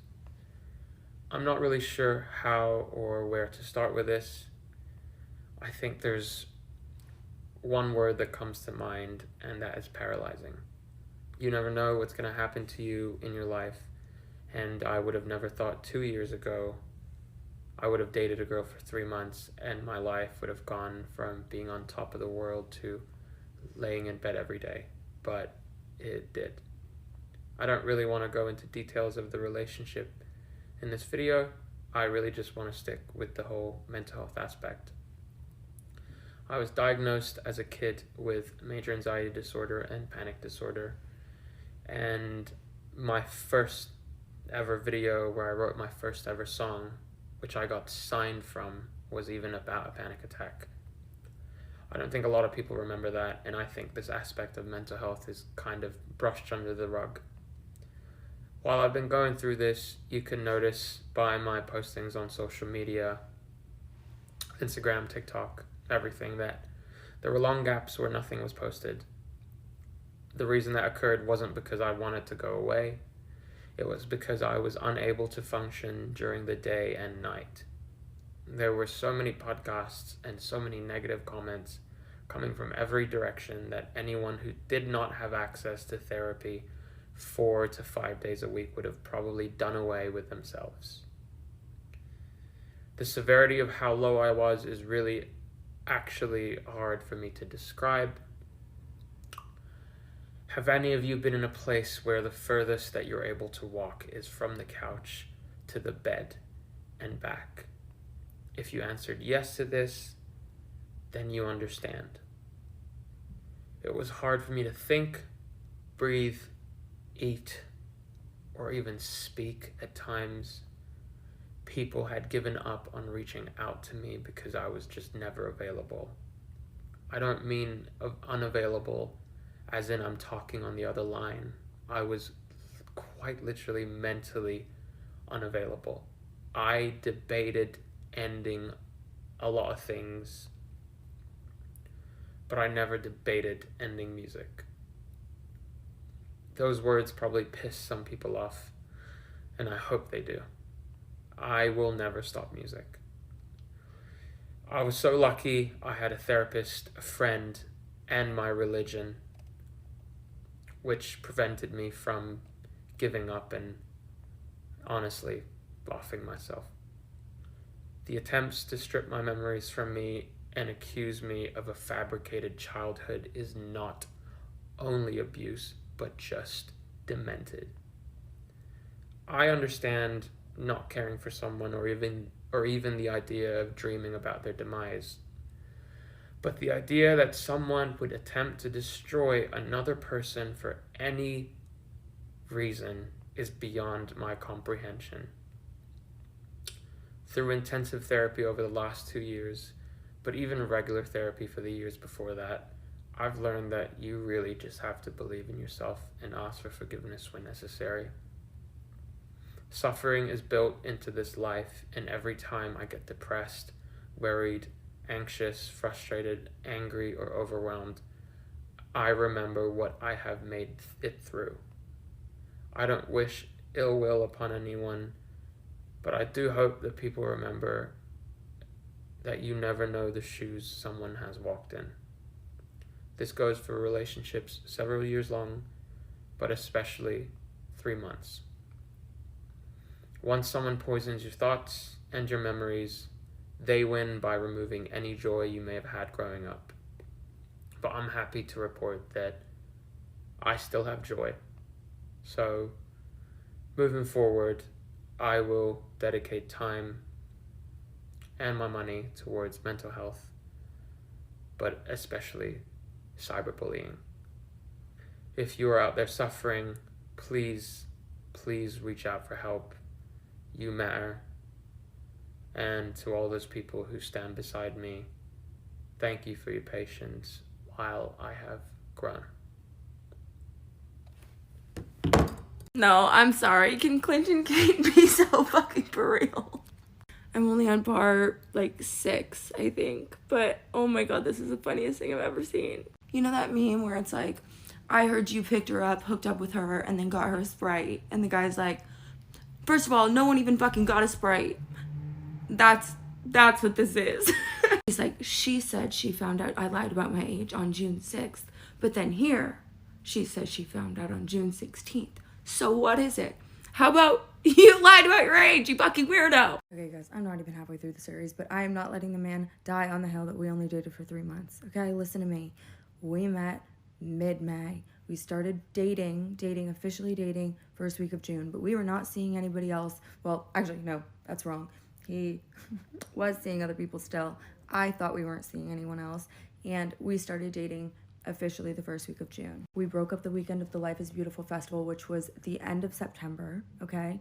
It was, I want to say September 27th or something like later on in September. There was a lot of drama. It was a lot of back and forth. I was really going through it. I was having a major episode. Everybody knows this about me already, and I openly admit it, okay? But in the end of October, we had decided that we were going to get back together, okay? He sat on my couch and he said, if you'll have me, please give me another try, all right? And I said, I will think about it. Thought about it a little bit, and I was like, you know what? I mean, it was what I wanted. I was delusional. It was what I wanted. But he left for his studio session that day, and I got a slew of DMs from a girl who he had also cheated on me with. Keep in mind, He cheated on me with dozens and dozens of women. He doesn't, I mean, at least so far, he has not mentioned that part. When I got those DMs, I immediately wrote him a fucking 7-page letter. I put it on top of his suitcases. I set it outside my apartment, and I never saw him again, okay? And in the letter, I say, I want you to deal with all the issues that you are not dealing with. To be able to continually hurt the people who love you the most without feeling any sort of remorse, something is seriously wrong with you. I cannot understand it, okay? Your whole life can blow up in your face at any minute if you don't deal with the actual real issues, and that's all I want for you. I explain, like, he has people around him. There are a lot of people who care about him, who will help him out of this situation, which I knew was true because he had admitted it to me, okay? And you want to talk about receipts, Clinton? I have the receipts. I have every fucking receipt of you telling me that that mom is alive. She's alive. You told me, you know you fucking told me, and you know I can show people you told me. He's taking everything so literally, like, to the point where it's embarrassing. Like he never let me leave. Like, of course I got to go home. Just made such a thing of it every single time. And baby, I got screenshots of that too. Like, I don't know what, like, maybe I should have put a disclaimer. Not all of this is that he wasn't fucking tying me to the bed, okay? But he made it such an issue if I wanted to do anything for myself. That's the point I was trying to make. You stupid fucking idiot. Hold on, there's no fucking way. The words just came out of this man's mouth. He said, if you're gonna lie, try to keep it straight. You said your mom fell down the stairs and she owned Birkenstocks and she was in a coma and she got hit by a car. Like, what the fuck are you even talking about? He's referencing me saying, like, one of his songs is about his ex-girlfriend and one of his songs is about his dead mom. Both true. 2 of his biggest songs, you dumb fucking idiot.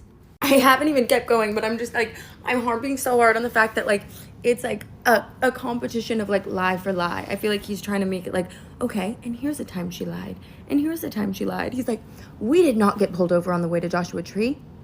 We got pulled over on the way home from Joshua Tree. Oh, my bad. Like, my bad. He's like, yeah, the car was registered in someone else's name. What about it?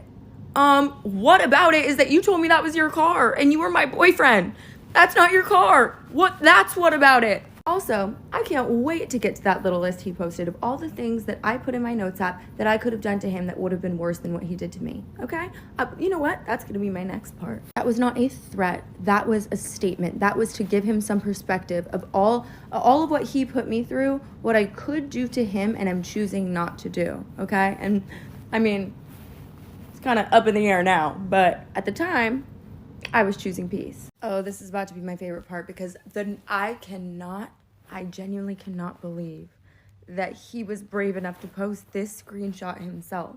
I have access to the full note, and you know what? We're gonna go through it together. Reminder, he just posted this on purpose. Like, did you read it, Clinton? Titled the note, Things I Could Do to Clinton That Wouldn't Be Half as Bad as What He Did to Me, okay? Starting with telling the whole world his family is alive. Destroy his career and personal relationships the way he destroyed my life. Leak all of his songs. Tell people that he made me cry every single time that I didn't want to have sex with him. Every single time. Tell the truth about why he canceled half of his tour. Haven't done that. Tell people about the time I said I wanted to off myself and he told me, you won't. And posted the suicide hotline days later on his Instagram story, like as like a little something for his fans. Tell everyone he's faking his Australian accent. Talk about the time I found a literal sex tape on his phone, okay, from the night before, all right? And he started a fight with me 10 minutes later for not introducing him to a fan who came up to us in New York. Imagine that. He's just swiping through his camera roll and I see that he has a sex tape from the night before I had flown in, okay, of him. And he had the nerve to start a fight with me because a fan came up to me on the street and I said, oh, like, I'm just here with my friends. And he had convinced me that that sex tape wasn't him. It was his friend, which, weird as fuck, but whatever. Next up is talk about the time he tried to kick me out in the middle of the night in a city I don't live in for asking him if he was cheating on me. He was cheating on me.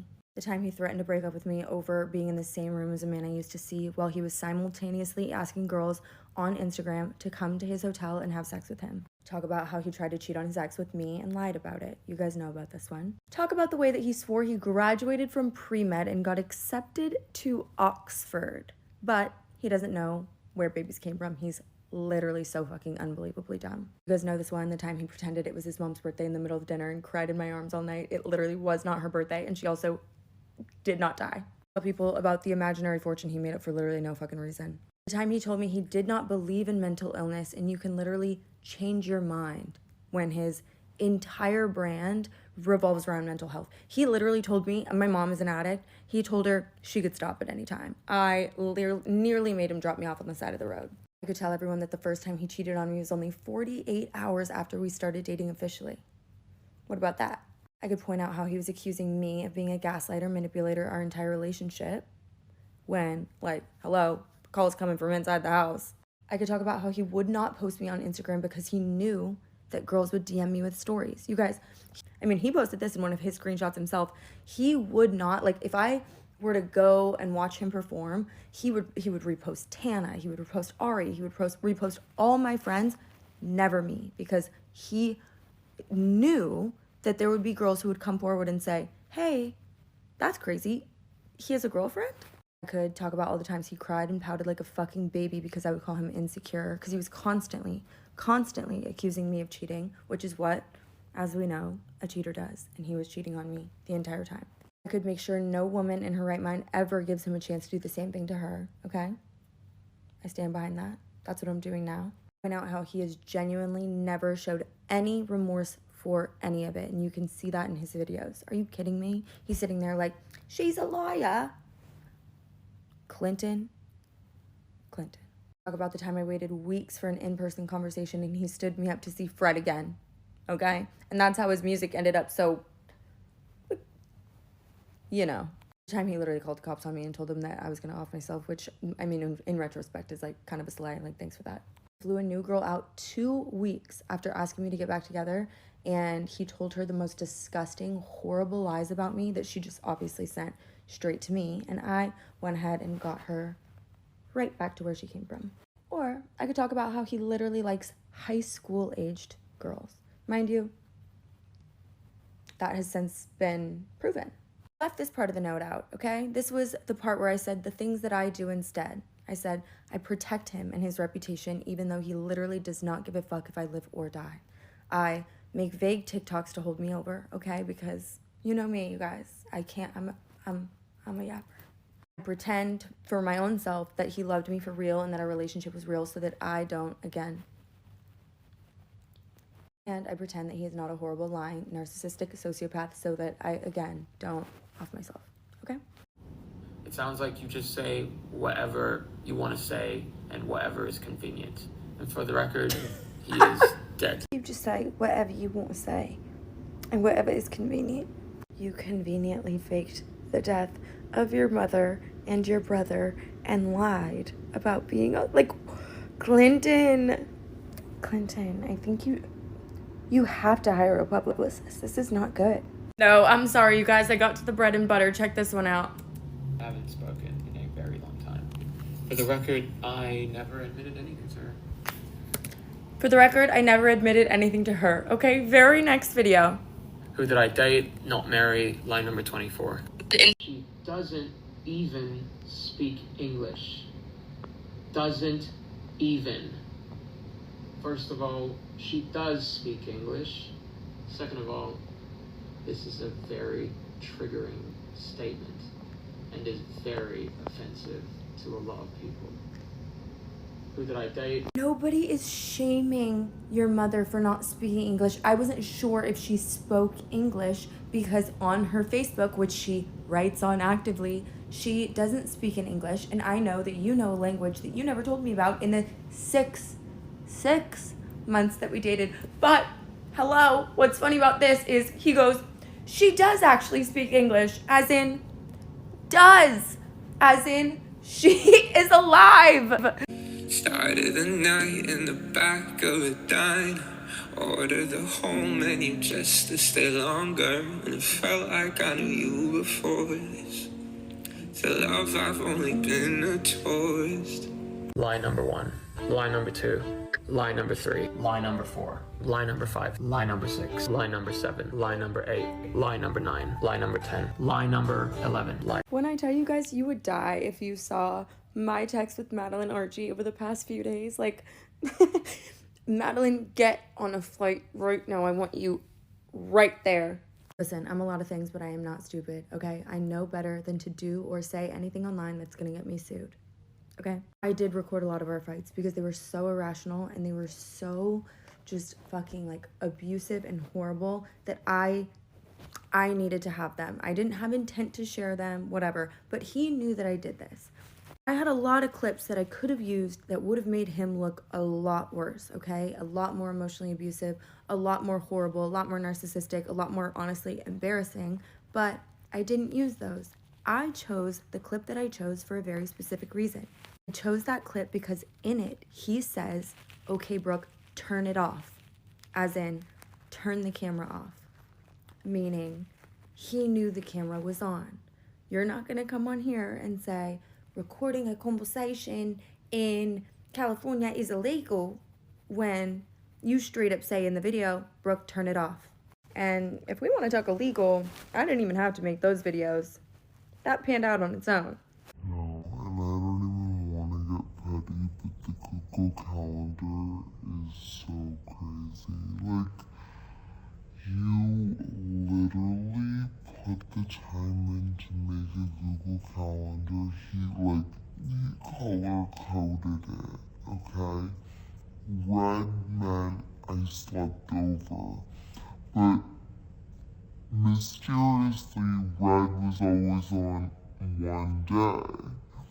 So, like, hello, red means 2 days because after theater on a show day because no one will buy your